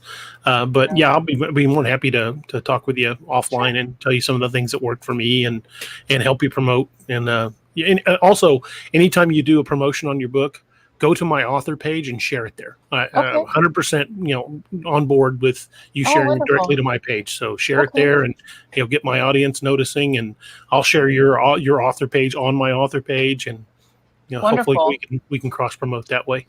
Yes, that sounds great. And I'll do the same for your books or any of that. As a matter of fact, I just purchased Asian Fusion. Ladies and gentlemen, it is $2.99 on Kindle, and I also chose the Mexican one, which is $3.99 on Kindle. So I purchased those two. Oh, and, fantastic! We're good. So who knows? Maybe I'll see if I can get my daughter or my assistant. Yeah, I don't think so. Maybe I'll get my assistant to try to cook something one of these days. They're not too hard, so they won't have any excuses. It's variety, Sarah. And I was already taking a look at the books. They look good. And I'm looking forward to it. And I'm really grateful that you have spent the evening with us, because you did. You gave up quite a bit of time to be on with us. You're almost 2 hours now with us. Yeah. So it was very kind of you. Anything that we can do to help you out as well, let us know about what's going on. But when you want to talk about any of your material, let us know. It's not even an open door. It's just say you want in. That's it. Actually, you don't even have to ask. Just show up. Yeah, all kidding aside, we do. Okay. If you're in the chat room, we give an invite out there. You want to talk about something, and we've absolutely. How many, DA? We had 9 at one time, right? Yeah, the most we've had on the screen at the same time is 9 people. That's great. We did it. Probably not again, but we'll see. Well, thank you guys so much. Friday is going to be that way with the zombie authors. It's going to be a bunch. In fact, there's so many, I'm going to have to rotate some in and out. Yeah, because you are Zombie Author of the Month, DA. Yeah, I was voted for the first book of my Ragnarok saga. I was voted Zombie Author of the Month with the Zombie Book of the Month Club, and so to promote that, I was going to do a zombie themed show, and I mentioned it in the Zombie Book of the Month Club and in the Zombie Army Facebook groups, which are both pretty good sized groups. And I'm like, any authors want on board? And it's like, boom, boom, boom, boom, boom. I'm like, okay, let's do this. Wow. All right. Yeah, I'll have to keep up with when you do these podcasts and kind of like cut in and maybe say hello or something. Tell you if there's anything new. We generally have the Nightmare Hunter every Monday, and sometimes we do a second one on Tuesday. And then I have my regular show on Saturday. Okay. It's like Robert Miller's going to be picking up your books. Oh, thanks, Robert. I hope you enjoy them. I'm expecting to. I'm looking for the variety, so I'm looking forward to it. Me too. All right. All right, guys. Well, I have my guinea pigs to take care of. All right. Yes. Well, thank you for coming on. I hope you have a great night. Thank you. Thanks, have Sarah. a great night. Bye. Be safe. We'll see you. All right. I should have said, may the force be with you, but I don't have it in me. I definitely don't. I always have to flash it. Once again, folks, her website is still on the screen. Those are her books. Go to Amazon, check those out. I put her Amazon author page in the chat room along with her Instagram. So check out her books, pick a couple of them up, and make some recipes. I know everybody likes food. Yeah, I'm really looking forward to it. As I mentioned, the Asian one the Asian fusion. Mm-hmm. I'm looking forward to that, man. It's gonna be cool. Let's see. Am I actually able to look at it on my computer right now? Oh no, I think that's because I sent it to my Kindle first and foremost. Well, I don't have a Kindle, but I do have a Kindle app on my computer. Oh, same thing here. I should be able to take a look at it as well. We shall see. But anyway, all right, DA. What's going on in the world of the DA verse? The duh verse. The Doveverse. Sorry, dude. Yeah. Josh says he's going to get them too, and Robert says I eat sometimes. I'm just working. I'm just working on the Nightmare Hunter, and also kind of when I decide to take a break, I'll throw the Wastelands of Ragnarok up and throw a little bit on that. Oh, that's cool. It looks good. I think it was your assistant. We can see her over in the corner. I think that's what Josh meant. Oh yeah. As a matter of fact, everyone's asking about Claudia. They've seen. Oh, stop it! She says I don't have my face on and all this stuff and whatever. Shadow person behind Roger. Okay, there are times that she's probably frightened me, but no. Am I live? Yes, we're live. Wait, this is not gonna happen. Oh, I'm gonna snitch. I have no filter. I think she's waving. Were you guys able to see that? Yeah. Yeah, it's cool. You know what? She's actually doing some work for me right now, and I'm eternally grateful. I am behind billing people, and we're playing catch up before the season ends. God, how much has gone out on billings today alone? Probably about $2,000. Jeez. Nice. Unfortunately, I'm right here doing this thing, and then I see an email. Ding! Like, oh, thank God that invoice finally went out. There was one. It was an expensive one. It was about $670, but it was nice. Multiple jobs and stuff. But yeah, that one I've been waiting for that one to get invoiced. So when she invoiced that's when I got distracted. I was like, oh, thank God it went out. So we'll see. Shadow person behind Roger. No, East my assistant. The benevolent dictator taking care of his employees. I don't think they would say that. Both for legal reasons and for just kidding. They're contract employees. That's funny. Yeah, no response whatsoever. Nothing. She's busy working away right now. I'm eternally grateful, so it's all good. But all right, we need to get you one of these hats because I've got to get a black and white. I want to do the logo for Nightmare Hunter, and I want it on the book. Was that an order, folks, or what? No, that's a request. No, I have to go. Oh, there she is. Otherwise, now. We're just going to have to fake it. No, she's real. No, we'll have to fake the logo. Oh, fake the logo. Sorry. I want to do one with... lost there for a moment. I want to do the logo with you in profile, like the old Alfred Hitchcock logo, but have the hat on. Oh, I can do that right now. But have either the hat. Hey, I've lost 9 pounds, TA. Awesome, dude. Congrats. Oh, it's called stress, baby. Either have the hat kicked back a little bit or just setting on your head and have you sitting at a keyboard like you're typing. And I want to get that in profile and do that in black and white, just as like a silhouette, and have that in a round logo for the Nightmare Hunter. I caught part of it, and I'm sorry. You wanted you're fine. That silhouette. No, it's because she was telling me it's time for her to go, and she was saying game time and stuff. Oh, tomorrow! Remember, tomorrow, yes. As a matter of fact, I'm going to take my last day off tomorrow. I will not be available. We're going to go watch the Laker game at a restaurant, and I'm taking the staff with me. So Claudia will be going, Jima will be going, myself, and the big dog.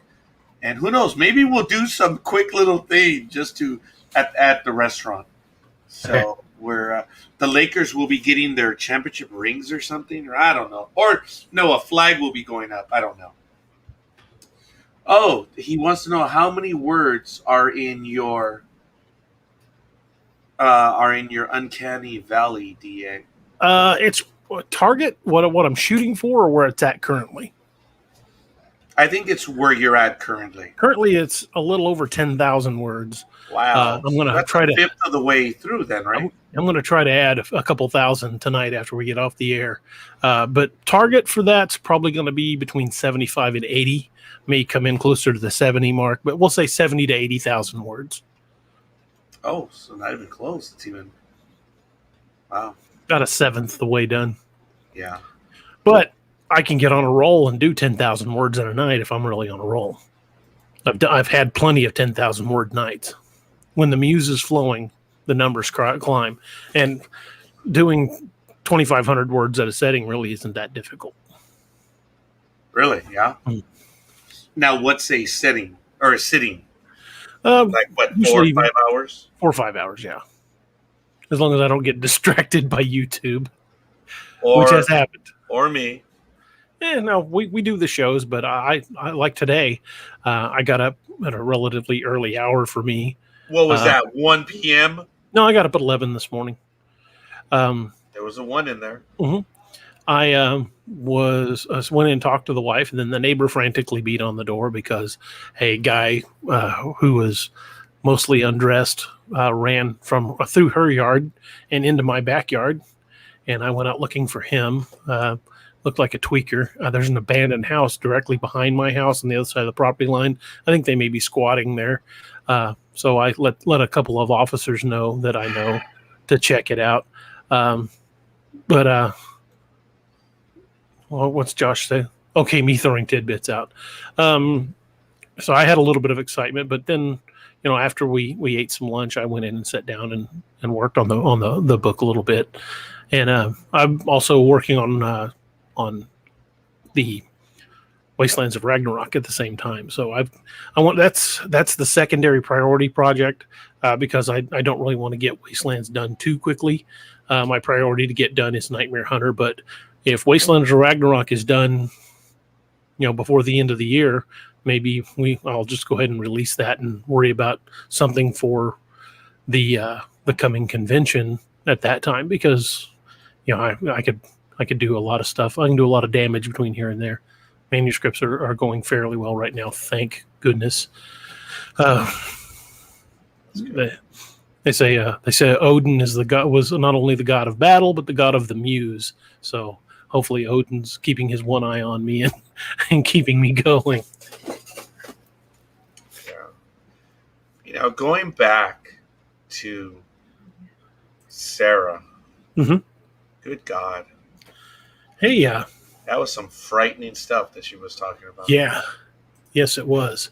I have not had anything close to that. We might be having Josh Jones join us in the studio. He just sent me a message. It looks like I can jump on for a few. So I sent him a link. Oh, he's got access. I don't want to send him a link for. I'm an idiot. He's okay. One day you'll figure it out. Yeah, maybe. Yep, camera's acting up. At least it didn't do it while she was here. Well, it was kind of flaming in and out, but I think my camera is dying. I'm going to have to order a new camera.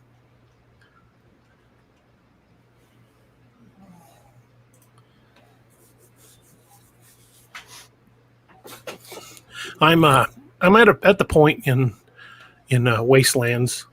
Not Wastelands. I'm at the point in the Nightmare Hunter where always in my books it starts out with something that sets the action up, and then the characters get involved, and then the first main action begins. And I'm at the point where the first big main action's about to start. So things are about to kick loose, and generally once I hit the action sequences, it kind of runs itself.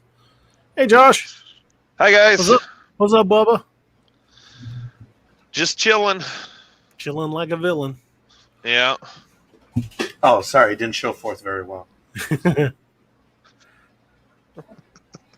Sorry. Now, DA taught me a trick here, and I'm going to see if I can make it. Oh, there it is. It took you long enough. Easy peasy lemon squeezy, man. Soon as DA did it, before he even said anything, I knew exactly what he did. That's why when things were moving around and he wasn't doing it, it was me messing with you. The The thing was, I think I logged out to go to the bathroom or something. And when I came back, I was in a different spot. And I said, well, son of a gun. I just clicked on it and dragged it just to see if it would do it. And I was like, oh, hey, it worked. Oh, that's yeah, funny. he had me flying all over the place.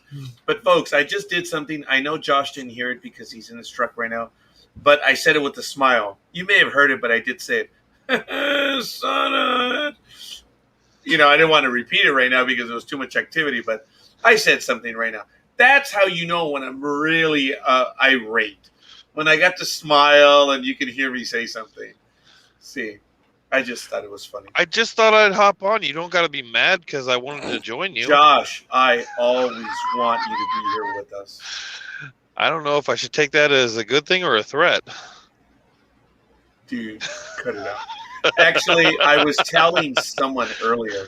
I think I've told DA and it's obvious, but I've told a few other people that the minute you're on, dude, it's like there's a little bit of a connection.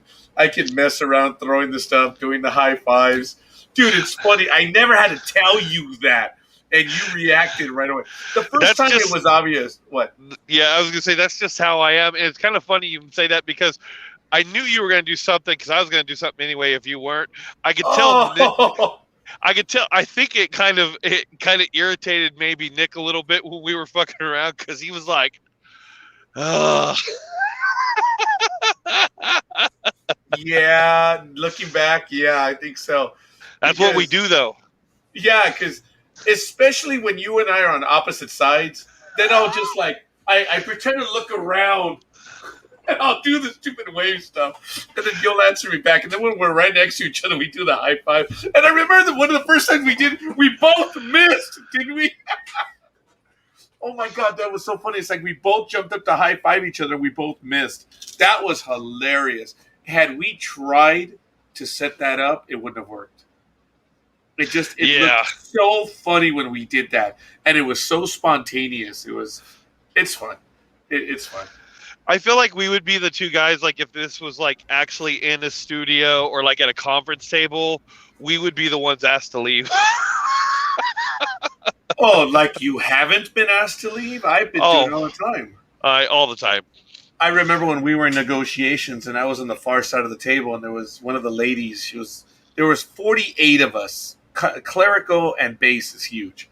So what I would do is if you wanted to communicate with someone, you had to write a note, pass it down. Oh my God. So I wrote a note to one woman that was like, hey, wake up. Just because I can and because I was stupid. And everyone took it serious. They're like, oh, Veronica Johnson? Oh, okay. And they would pass it down and would get to her and she, people on this side are like, oh, what? A message is coming over. And she'd open it up. She'd write back in straight face and get back to me. And it was like, you dumbass. I don't know what it was, but I'm that guy. Yes.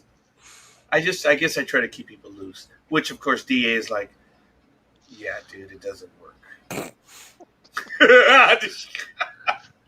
Sorry. DA, speaking of that image there, I don't know if I told you, I ran that idea past Adam. I think I did tell you. Yeah, he's going to try working on that.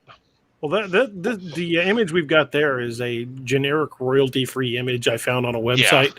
Yeah. So I would rather build our own.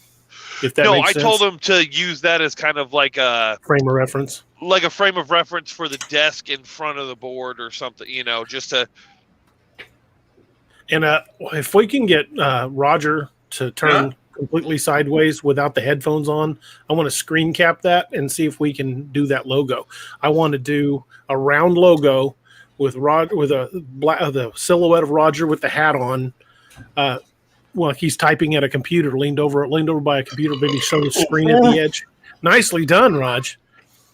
Yeah, that would be easy enough to do. It'd be easier if there was a solid background, but Adam and I, either one of us can pull him out of any background. Okay. Roger, do you have a green screen? That's a personal question. Not a G-string, a green screen. Oh, sorry. I get old. I misunderstood. He's got both. And they're both the same color. Yeah, I was going to say it's probably a green G-string. Yeah, so we can chroma key it out. No, you don't want to do that. You do not We'll just- want to chroma key that We'll out. just put Chewbacca's head in place of it. Okay. Fair enough. Yeah, okay. Actually, all kidding aside, I do have a green screen, which I purchased. I don't know how much I spent for the damn green screen. Mhm. I They're told DA it had to expensive. sit up. Yeah, and like an idiot, I bought it, and I used it once, and it's somewhere on the other side. Well, Actually, it is on the other side where I have another desk, and it was more conducive. But I'm like, wait a minute, that's the assistant's desk. I'm in the command chair. well, we want that chair because that's Roger's chair. Well, as a Um, matter of fact, Josh, I've been dreaming. I've been acting it out. I've been coming up with stuff, and I think my phrase is "go." That in Okay. the real world, that's been mine. Where I'll turn to someone, Hit it. kind of like hit it, but mine is where I've done "go." You know, That could work. That could work. I don't know. When you said rock and roll, I pictured that. I'm like, I could see a captain just kind of lean back and be like, rock and roll. yeah. Little Hand says it's time to rock and roll. For those of you that saw Below Decks, it was funny at the very end of the episode. I'm not going to say who it was, but when you see it, you'll understand where he says, "Let's go to warp in a factor of 5, 6, 7, 8."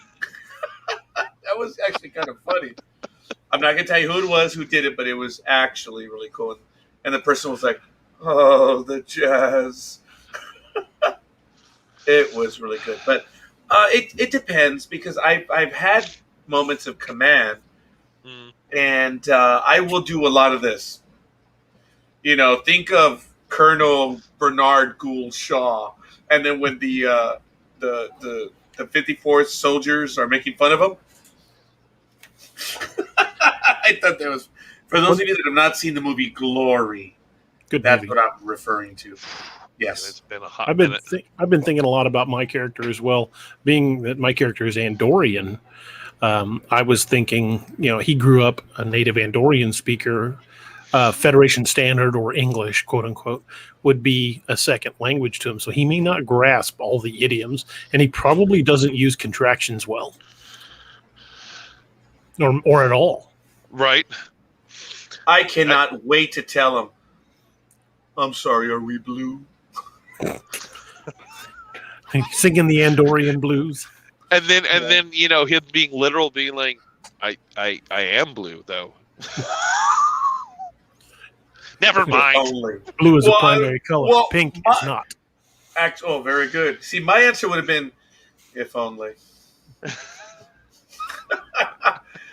I'm looking forward to it. I really am. I began thinking about it. I'm trying to get mannerisms and stuff down, but I'm just going to be me. And I figured it'd be a version of Roger. oh yeah, I mean, look, I'm in the command chair now. I mean, And you already got the one arm lean, kind of Oh, yeah. contemplative, look in your eye. Now you just, you need people to boss around. Oh wait, they're already there. Well, one thing I noted about Why do you think everyone wears badges here at Jedi.tax? I'm not kidding. Everyone wears badges here because I run this station and they have ranks here. Everyone in Jedi.tax has to wear a badge because It's Deep Space 1080? oh very good. It's Deep Space 1040 EZE. 1040. I don't know why it's Yeah. 1080. You're good. I knew what you meant. It's Deep Space 1099. 1040. 1099. Oh, that's right. That's pretty good. Station 1099, where nothing's That's funny. easy. I've thought about it, and I know Josh, you gave me a tiny bit of background already, and I was trying to get a wrangle of it. I am about her age now, Hmm. which is kind of cool as to when Voyager premiered and stuff. So, Well, that's for gonna be- for people who may not know what we're casually talking about, is I'm going to run a Star Trek Adventures tabletop RPG game, including the Nightmare Hunter as Captain Santiago, First Officer Commander Indelev. Indelev. I forgot the D. Indelev. And then Adam will be playing the chief engineer. Oh, I already gave him instructions. Oh my God, I did. Knowing that Adam is the engineer, okay, Josh? Yeah. DA, would you share with what I kind of was talking to you about the other day about your role on the ship in engineering? DA, yeah. Oh, I was doing something. I know, I apologize. Well, Josh, I mentioned to DA, I said, being that this is a brand new ship and being that you have a history, I'm going to make you responsible. Obviously, he's X. He is my X, and I don't mean yeah. He's the executive officer. He's X. And do you know where I get that one from? I actually get that one from The Great Escape. Remember, X was the one that ran the operation. Yeah. So, Richard Sullivan says he's the red shirt. so is his theme song X going to give it to you? Every time he walks on screen, DMX officer. blasts. That's funny. No, it's just he's the executive. I make him responsible for the ship's engines. No, that's going to be fun. Between your Tellarite ops and your apathetic human chief engineer, that's going to be fun to get anything done without a fight. And then the wild card, the science officer that you're going to pick up on station at the start of the game. That's going to be fun. I don't want to give too much out about that just yet because you guys know a little bit, but the reactions on screen will be even better. Well, in the time of Next Gen, and Starfleet started loosening regulations for like native religions, like Chakotay had the face tattoo. Right. So my character, being from a deeply spiritual planet, probably has a beard and possibly a ponytail. Oh, I kind of figured you'd have the beard. Are you going to have the bling bling across your ears? No, he's just got the antenna. Well, that's what I meant.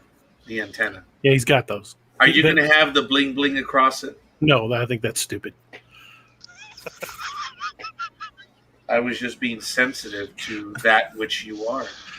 I don't think they make Bajoran Dajara rings for antenna. Oh, well, no. I just figured you would have your own bling. Maybe. I don't think the Andorians have a whole lot. I don't think the Andorians have much in the way of adornment, other than. Well, they don't like anything touching their antenna because they're extremely metals. sensitive. Oh yeah, I was gonna say other than maybe metals. If you walked up and flipped an Andorian in the antenna, it'd be like kicking a human in the nuts. Yeah, they'll be in pain, but when they get up, you might want to be 6 decks away. If you're gonna flick them in the antenna, you might as well kill them because you're probably gonna die. Yeah. There will be a mysterious turbolift accident. You'll get thrown into an empty shaft or through a door.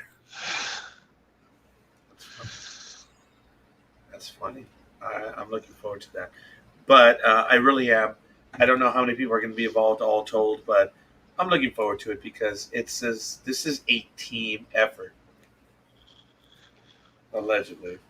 As far as I know, just the 4 of you are going to be playing, and then whenever your character's not on screen, you'll just fulfill the role of another character that is on screen. I imagine Roger will end up being a bridge captain instead of an away captain. Oh yeah, I am a stuck-up Spaniard. If I am, I'm like an away team. Yeah, go take care of business. It's my responsibility to stay on the ship. Away team, go. Activate the Makos. Yeah. Oh, I heard about those guys. Yeah. You got a couple, but I have things in check for those. You can't just run over the whole scenario. Just send the Makos at them. Well, of course. Well, yeah, you can't. You don't call it a SEAL team every time there's a negotiation. Right. You know, they're like the SWAT team. They're the last thing that you call in. Mm-hmm. Right. All right, call the damn Makos, I guess. But having them is a good thing. So yep. Mr. Sullivan wants to be the red shirt, I guess. But actually, you would be a yellow shirt now, sir. You know, I was watching a stream, and I guess they had mentioned someone went back and did the actual statistics. Yes. Red shirts really didn't die that much. They were just more notable. Yeah. Well, still Like, getting red-shirted was not a compliment. No. And I think that's why they made them command. I bet you CBS made them command to get rid of that meme. Well, then it still carried over because look how many command officers got smoked in Next Gen. Oh, Yeah. I don't find that funny because we're in the Next Gen universe now. Uh-huh. And you're in an unknown region of space. Speaking of unknown region, another thing that I'm trying to put together, working with Adam, I'm going to do a short opening credits for you guys. I have a song already that is royalty free, but sounds very thematic to Star Trek openings. I was hoping, Roger, that you could do your own kind of a shorter version of Space, the Final Frontier kind of opening. Might have you record something like that, but maybe geared more towards the frontier. Well, what is this? The Expanse? The Shackleton Expanse. Rusty Shackleford Expanse. Wow. Because I think there's about 30 seconds or so before you know how it always starts kind of slow, the orchestra, and then at the fanfares when they display the title, and that's right after the Picard or Kirk did the kind of their opening. Wasn't there a famous explorer by the name of Shackleton? Yeah, it's actually named after the Shackleton explorer, who Okay. I think explored the Antarctic. Yeah, I guess we should. I would have to up. look it up. I'll work that in. I'll see if I can come up with something. I'll run it by you guys. But you have right around, I would say if you can fit it into 25 seconds, that doesn't sound very long, but you can actually say quite a bit in 25 seconds. Yeah, the Imperial Trans-Antarctic Expedition. Shackleton. Yep. I would say something like the explorer Shackleton of old. We are going to places. I don't know. I'll come up with something. Yeah, you'll come up with something. And then we'll play that before, and then when the fanfare, we'll do like Star Trek, Ryzen, and then have like your credits, and then we'll get into the game. It should be fun. Yeah, I actually got a thank you from Amazon for following SARA GILBERT. Dude, those stories, man, of what she was talking about. You can throw that up as an overlay if you want. Show me. Yeah, I put it in the wrong category. Those stories, I was telling DA, I wish. Oh, there it is. There's your dedication plaque. Yeah. You see the quote there at the bottom, Raj? Of course.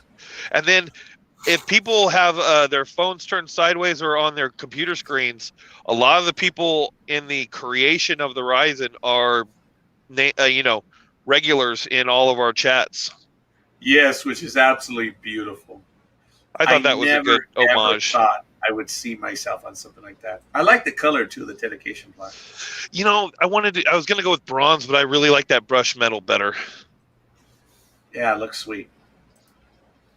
You were talking about Sarah's stories. I was telling D.I. I wish I had been able to get on sooner because that's kind of my bread and butter. I love paranormal stuff, and I wish I was in Oregon. I'd go check that place out. Well, I have a couple other gyms to show on the screen. Oh, there's our deck, or our bridge, rather. Oh, that is it. There That's you go, our Rod, bridge. from behind your chair. So where does... I thought he was going to be right next to me. But okay, I guess I saw a different bridge. There are chairs right next to you on either side. They're just not high backed. Yeah. See? Wait, no, that's I think a different one, isn't it? It is a different One of the one. ones you sent me. Yeah, I sent updated ones. I thought I sent them to you. There's a slightly different one. I like that. I'd love to play in that bridge. Let me take a quick look here real quick, because then I'm gonna have to get rolling. That bridge looks nice, man. Yes, it does. I would love to play there. Yelp. One quick second. One thing I noticed on the blueprints that I'd seen of the Akira class, the captain has his own ready room, and the first officer also has one. Correct? Yes, Yep. that's correct. Absolutely. That's those doors on either side in the foreground and in the background there. Yeah, I and by the believe way, the my one on the door left to is the left. captain's. Yeah, the Yeah. captain's is to the left. Oh, I'm sorry, DA. Mine is to the left. Okay. But I think that's the way it was on the blueprint as well. Well, I'm glad you acquiesced to that. I don't care. It's a room. DA, I sent the 3. There's more than 3, but I sent you 3 to the group chat for that game. Okay. Give me a second to. And then Save I'm going to those. actually have to jump off here. I'll still be listening, but I just got a green light and I'm ready to rock and roll. Okay. Well, I will be posting those Oh, yeah, that's the one that I saw. Yes. momentarily. All right, Okay. guys. You guys have a wonderful night. I got to get rolling. You too, man. Be safe. Drive Be careful. safe. Thank you. All right, Will man. do. And Roger, Yeah. I'll be throwing these images up in just a second Yeah, for this is your a- your yeah, viewing this- pleasure Oh, I've seen them there. Oh my god. with the MSD Mastership display. Yeah. Yeah, it looks nice. There's no doubt. And this one. This is going to be a fun game, dude. Again, I would love to play in this universe. Mm-hmm. Oh, we are. Ladies and gentlemen, when I retire from working where I'm at, I'm gonna have Michael Bednar. You guys know him from Starship Farragut. I'm gonna have him build me. Yeah, I'm just gonna tell him, dude, come out here for a year. Build me a bridge. Build me. Oh no, build me a whole damn ship. Wow, that'd be I awesome. want engineering. I'm gonna want the bridge, everything. It's just make it enclosed. Don't care how you do it. Make it look like you did down there in Kings Bay, Georgia, like they did. And just that is my wet dream right there, is to actually build, my own sets and just be able to play there. Gotta say this is gonna be fun. Yeah, this really looks nice. Hell yeah. But DA, I do believe a great deal in the first officer, doing the away teams and stuff. So Yeah, absolutely. I do understand that this ship is a big ship and it's responsibility, and yeah. So I am one of that is my attitude. I am a bit aristocratic when it comes to it. But the funny thing is, knowing how I am, I was born on a frontier world. Mm-hmm. So, but I am a bit stuck up, which means I won't be acting. So it'll be good. But anyway, yeah, it says I'm following SARA Gilbert. I'm like, no, that's not the one. This is another one. But we'll see. But all right, fair enough. Well, all right then, DA. I'm really looking forward to that. And I'm looking forward to, what is our next episode? Is it Thursday or Friday? Friday is the Zombie Authors Roundtable, and then Saturday is DAX Machina. Well, of course, you've got Sports Talk with the guys Saturday morning. In the morning, yes. But let me look at my schedule. Dude, it is already banging. It's filling up fast. I'm already on 8 appointments on Thursday. Nice. And then Friday, oh man, I'm already up to 1, 2, 3, 4. Oh, I've got 2 on Saturday now. So it's picking up. It is. So I was telling everyone that I'm on like a day or 2 ahead. What do I mean by that? Is that I look at my calendar 2 days ahead and there's nothing on there. Or 3 days ahead and there's nothing on there. But when I get to 2 days prior, it's filling up fast. So I think I was at, I'm now at 48 appointments. I think I was at 46 earlier. Nice. Wow. And I have a lot more to do. Damn. So we shall see. All right. I like it. I like it. So what else, Mr. DA? Well, I'm trying to find something. And I will show it to you on the split screen. So give me just a moment.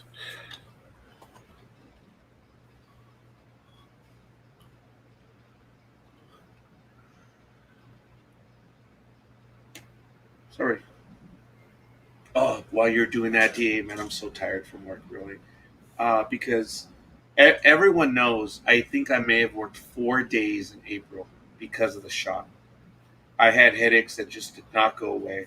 I actually have one right now, but it's not anywhere close to where it was before. And to give you an idea, folks, think of it on a scale from 1 to 100. Each day it drops like 5 points. So that's how intense everything has been. The length of the headaches, everything. If it's 100%, it's like all day, all the time. But each day it's been dropping like 5%. So I think I'm somewhere in my 30s right now. So, but thank goodness it's going away. I did have to take 2 more Tylenol today. I hadn't taken Tylenol for 2 days. So, yeah, it is what it is, DA.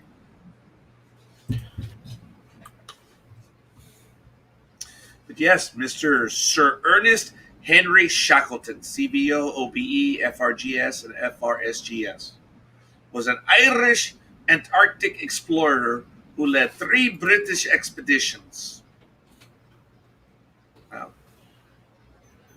to the Antarctic. He was one of the principal figures of the period known as the heroic age of Antarctic exploration.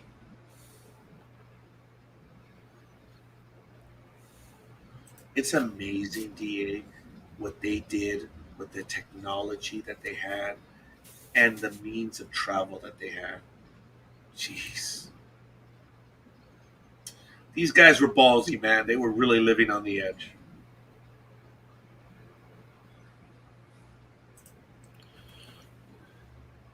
Well, that was Is a that rough. echo? Oh, what? That was a rough time to be exploring. Back when they didn't really have the right equipment, a lot of those guys didn't make it. No. No, they didn't. But is the echo gone, DA? Is now, yes. I only heard it for a little bit. I think it was when she moved computers. I think it was too, but I was hearing it on your voice, so I'm thinking maybe she disconnected her headphones or something, so we were picking it up, or her mic was picking up the audio for some reason. That's possible. So what'd you find? I am still looking for it. I think I am closing in on it. Oh, I just saw that little meme that Josh put. We're moving on up. Yeah. That's funny. I remember that. Oh my god. Wheezy and what's his face? George, right? Yeah, George. He was damn funny, man. Oh, yeah. Discovered on the All in the Family. Did you see that episode where he thought he had saved him because of the black hands that reached through in the fire? Remember that? Mm-hmm. So Archie thought George had saved him, but it turns out it was like a construction guy that had black gloves. Oh my god, that was hilarious. The racism, DA. Yeah, those shows couldn't be made today. I mean, would we really want to? Probably not. Probably not. But it was unbelievable, the awakening that was in the 70s. And it was real, good or bad, it was real. But yeah, that stuff could not, would not, and will not be made. Nah. But looking at what Shackleton did, this guy was a stud, man. This guy was brave. 4 different expeditions, DA. Oh, no, I'm sorry, 3. 3 expeditions. And he was not of good health at the very end.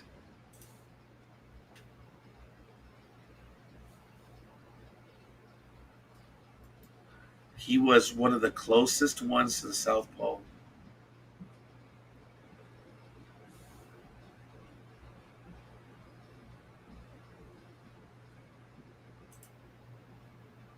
Wow.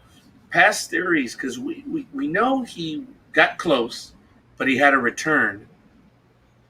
And I guess, let me see. He had a return and he passed away, and many people thought that he had a congenital heart defect and scurvy.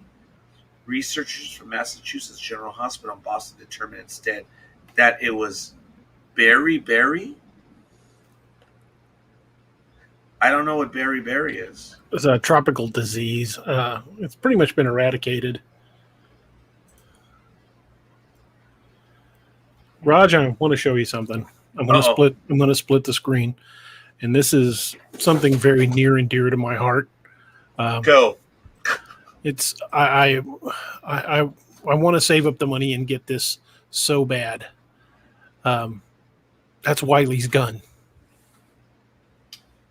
That's the gun that when they was talking with the sheriff? Yep, that's the gun. 1858 Colt. Jesus, DA. Yeah, you want a real one. What does that go for? Oh. I thought it was going to be several thousand. No, it's not as expensive as I thought it would be.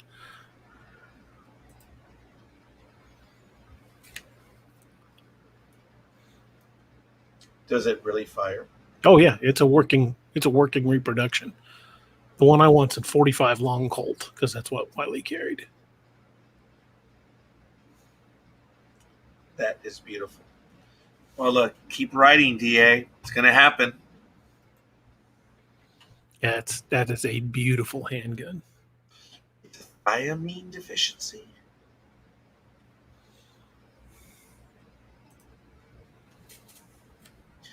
I guess it does have something to do with scurvy. It's a vitamin B1 deficiency, also known as thiamine deficiency. Wet beriberi and dry beriberi? Wet affects the heart and circulatory systems, and dry damages the nerves and can lead to decreased muscle strength and eventually muscle paralysis. Doesn't sound like anything pleasant. You know, DA, my greatest fear in life is drowning and paralysis. Mine's heights. And not just I'm afraid of heights too. Not just any heights. I mean, I can climb I can climb a ladder. I can go up on scaffolding. I've done all of that. It's unprotected heights where I don't really have control, where I'm not stable. I had a dream one time that I was looking off a cliff and somebody came up behind me and pushed me while I was looking off this cliff. It was a vivid dream. It was just a couple months ago.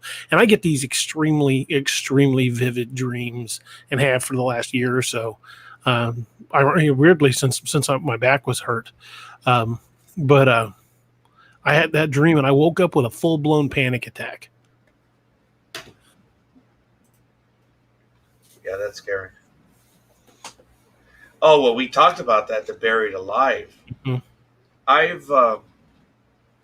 One of my greatest fears is that medical condition where people are hospitalized and they can't even move their eyes. Yeah. But their brain functions and everything functions except for the ability to move. Be like having a government job.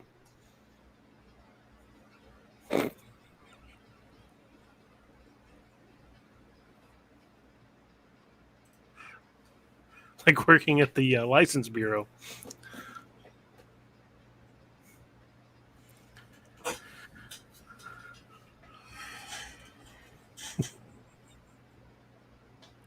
How did we end up switching positions? What the hell?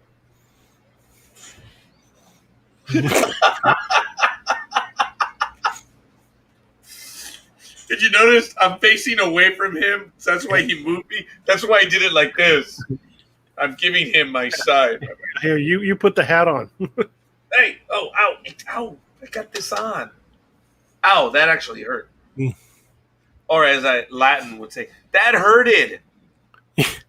We need to set your green screen up sometime off when we're off the air. Set your green screen up and get you in profile next to a computer. Get a good shot with that green screen in the background, so Adam can make that logo. Okay, Because it's going to I have want to be tomorrow, and I need Gmo's help, so we're going to get that done tomorrow. tell her set the camera at the highest resolution it can, because the more pixels he's got to work with, the more crisp the image is going to be. Actually, did you see the picture of the camera? Oh yeah, it's a badass camera. Damn! But I could tell she wanted it, and it was on sale. I think it was like $5.99 at Target. It was a Rebel EOS something. And I told my daughter, I'm going to be using that camera from time to time. Oh yeah, I'm not gonna. Hope my wife's not listening to this because I know she doesn't listen to the shows. But I've got about half the money for that pistol scrolled back. Been doing it for a long time. Roger, did you get the house? Oh, thank you. I appreciate that. It is actually still in the works. No, as of today, right now, no. We should have a very solid answer by this weekend. So I thank you. The owners of this house are going to put it for sale, but they're giving me first dibs. So I'm doing everything I can to make it happen. And what really ticked me off is I can share this little bit of trivia. COVID-19. Yeah, I got in trouble. So I applied with my bank for the amount, and they wouldn't approve me. So I was very disappointed. And then I noticed that a week later, my credit score zoomed like 40, 50 points. Nice. Why the hell did it go up? And then I thought to myself, well, you idiot, you've been wiping out all the debt, and it takes a while for the thing to update. I was like, damn it, why didn't I wait a week to apply? So who knows? The credit rating has been zooming lately because I've been zeroing out all of my credit card debt. Thank you. Tax season. So who knows? I may be able to qualify on my own. If I don't, well, we'll see. But I thank you for asking, Richard. It's still on my mind. I'm not in paranoia yet, but we'll see. We'll see. Who knows? I might have to go off air for a little while I make a move. That won't be fun. Yeah, that'd suck. Yeah, I had one left. And if I have to move again, that means I've got yet another one after that. It's like, I'm getting too old to move. I've moved way too much already. But yeah, folks, the one that she purchased was a Canon EOS. It's really nice, I gotta admit. It's probably one of the best cameras we've ever had. And if I'm not mistaken, it's this one. I'm going to put it in the chat room. You guys can check it out. It's the Canon EOS 800D. It's a Rebel T7. It's awesome. It really is nice. Plus, it had the bag and that extra lens in there, which is really kind of neat. So, I think when I got it for like $5.99, it was on sale. Normally $748, which wasn't too bad. Still a lot of money, don't get me wrong. But she wanted it. So, all right, let's get it. So, well. All right, DA, what else do you have on the table? I was just looking at leather for that pistol to build the gun, the rig that Wiley carried. Gonna cost me about $250 in leather. So that's about A little less 900. than about 900 with tax. So I'm nowhere near there, but I'm about halfway to the gun. Hey, that's a big deal. Yeah, what am I? I guess for me, it's the house at the moment. But I'm finally looking at it. I haven't purchased a car in 6 years, man. And I'm looking for one. So no matter what, come hell or high water, I mean, if I do get the house, we'll see. But, yeah, we'll see. I swear, if I am able to purchase this house, the first thing I do is when I sign the papers, I'm gonna go out with the metal pole, put it in the yard, and flip off all my neighbors and say, your little S bags aren't gonna come over and dump on my yard anymore. And I'm gonna be aggressive about it. I'm gonna tell them, hey, go send your S bags somewhere else. That's all they are. They're just DA.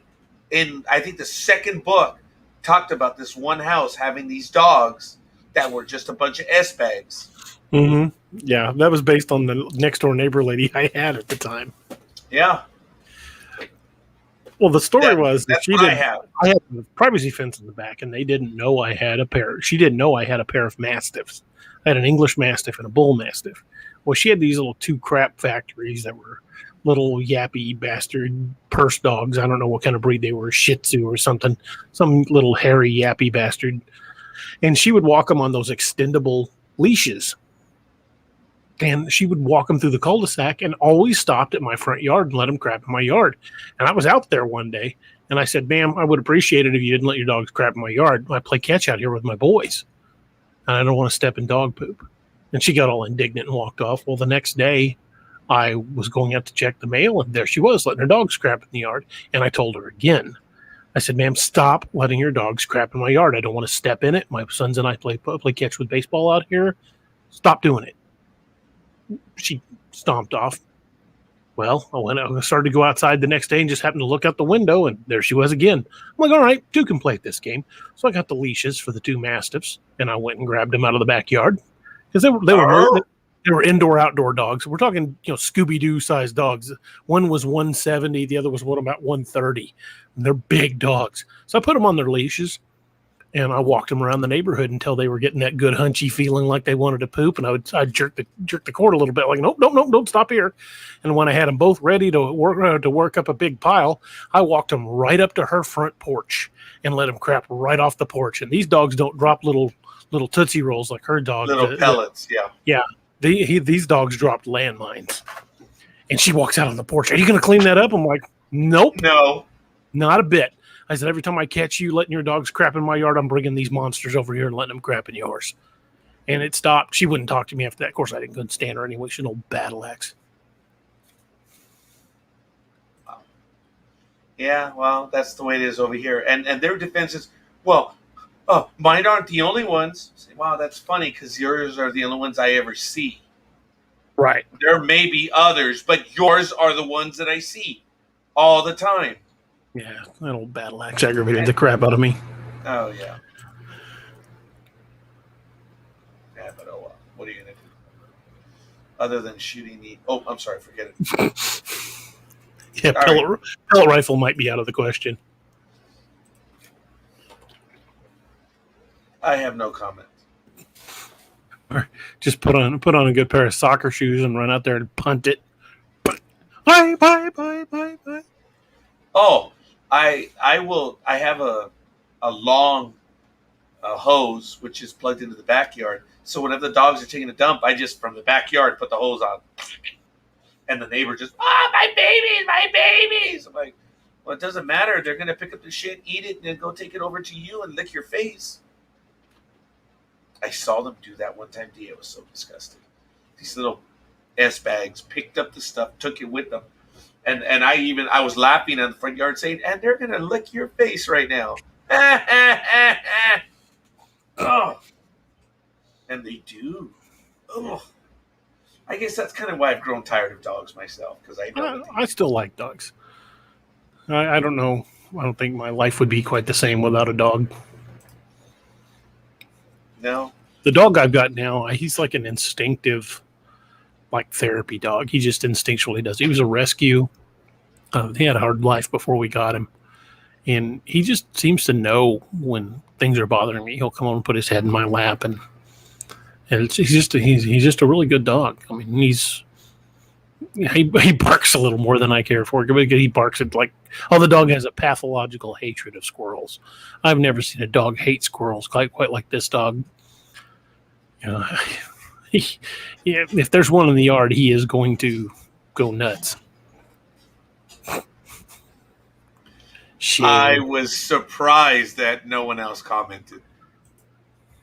I think everyone else was horrified.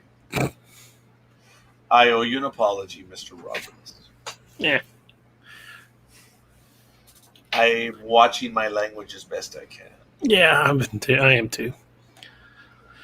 I know the occasional one's going to slip, but well, wait. When do you start watching your language? Actually, folks, that might have. Not all of us can get away with saying vile things in Spanish under our breath.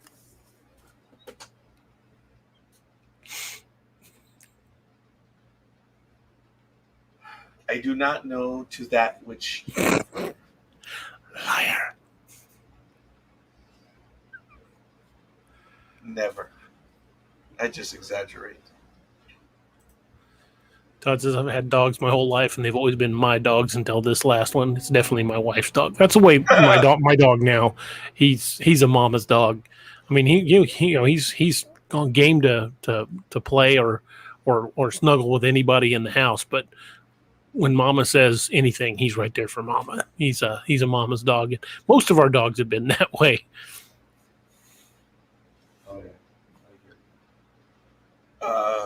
DA, I apologize. I think the adrenaline just drained.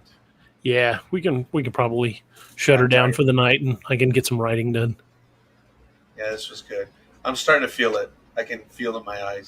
Folks, you know when I'm tired, when my glasses are off. That means I'm actually having trouble reading the stuff because it's blurry because I'm tired. Glasses have been off for a while. So it was funny when I made that joke about the stress, remember? And I'm like, man, it was really twitchy. And, that's what I'm like, I wonder if you can see the twitching right now. So I was complaining too much about tax season. Folks, don't get me wrong. I am eternally grateful for everything. Richard, I want to thank you. Thank you, Rich. She made the program. Thank you, everybody that's tuned in tonight. Yeah, she made the program. There's no doubt about it. She was a lot of fun. I hope she comes back. Hope we didn't scare her off. I don't think so, DA. I don't think so. And I'll leave it to you to get with Sergio to get him the code because you can purchase. The guys at All Tower are going to pick it up, but all they have to do is put his email information in, and it will send him the code to download the book. Well, I'll talk to All Tower Media about that. I'll probably take care of this one, but All Tower Media gets the promo. Todd, Josh, Richard, everyone who's been with us. Roger was there with us too, I think still up until the very end. Quite a few. Robert, Joshua, Dalton, Josh Jones. Oh, we got another like right now. Awesome. Michael Day. Michael, thank you. And don't forget, Friday we have the Zombie Authors Roundtable, which will be starting earlier. It'll start at 7 p.m. Central Time, 5 p.m. Pacific Coast Time. Wait a minute. On Friday? On Friday. We're starting early. One of the authors featured will be coming to us live from Scotland. Oh, dude, I might be able to be in. And so we're starting early, and I don't know how late it's going to go because we are going to have a bunch of authors on, at least 10 and maybe more kicking in. So we're going to have to rotate. We're starting at 5 your time. And if you can make it, I would certainly appreciate the help wrangling that many people. Oh, sorry. No problem. All right, gentlemen, I apologize. Everyone, male, female, everyone. I want to thank you for spending the day with us. Again, it is our thrill. Sarah, I'm not making a joke of this, but it was fun having you on. I appreciate you sharing with us. Absolutely. Your stories. Your story, or your, I don't want to say testament, but your story was scary. Definitely. I've had experiences, folks, but you heard it again. Not like that. And I've had a few things in my life, but not like that. That's scary. But she doesn't deal with it anymore, so that's a good thing. That's definitely a plus. Don't forget DAX Machina at its usual time on Saturday night. Our guest will be Sean Chesser. For those of you who are fans of my Codename Wild Hunt books, you'll definitely like Sean's books then because it's a military themed with dealing with zombies and other threats, and they're very well written. I'm a big fan of Sean's. You can check him out at SeanChesser.com, and he'll be joining us in the studio. He's actually in Oregon. I think he lives in Portland, so he's in Pacific Coast time. He'll be joining us on a DAX Machina on Saturday night. Of course, you have sports talk with the guys on Saturday morning, and then who is it? Is it All Tower on Sunday, or is it Jedi Tech? It is All Tower this Sunday, and then we announced a new program which will be rotating with Jedi Techs, which is fantastic. The NDB media empire continues to grow with Palpatine himself at the helm, and I want to thank you guys all for joining us and for everything you guys have done to help support us and encourage us and and hang out with us, and just appreciate everything you guys do. Thank you very much. All right, we'll see you guys on the other side. DA, peace. We'll see you guys, and I'll do it now. Peace!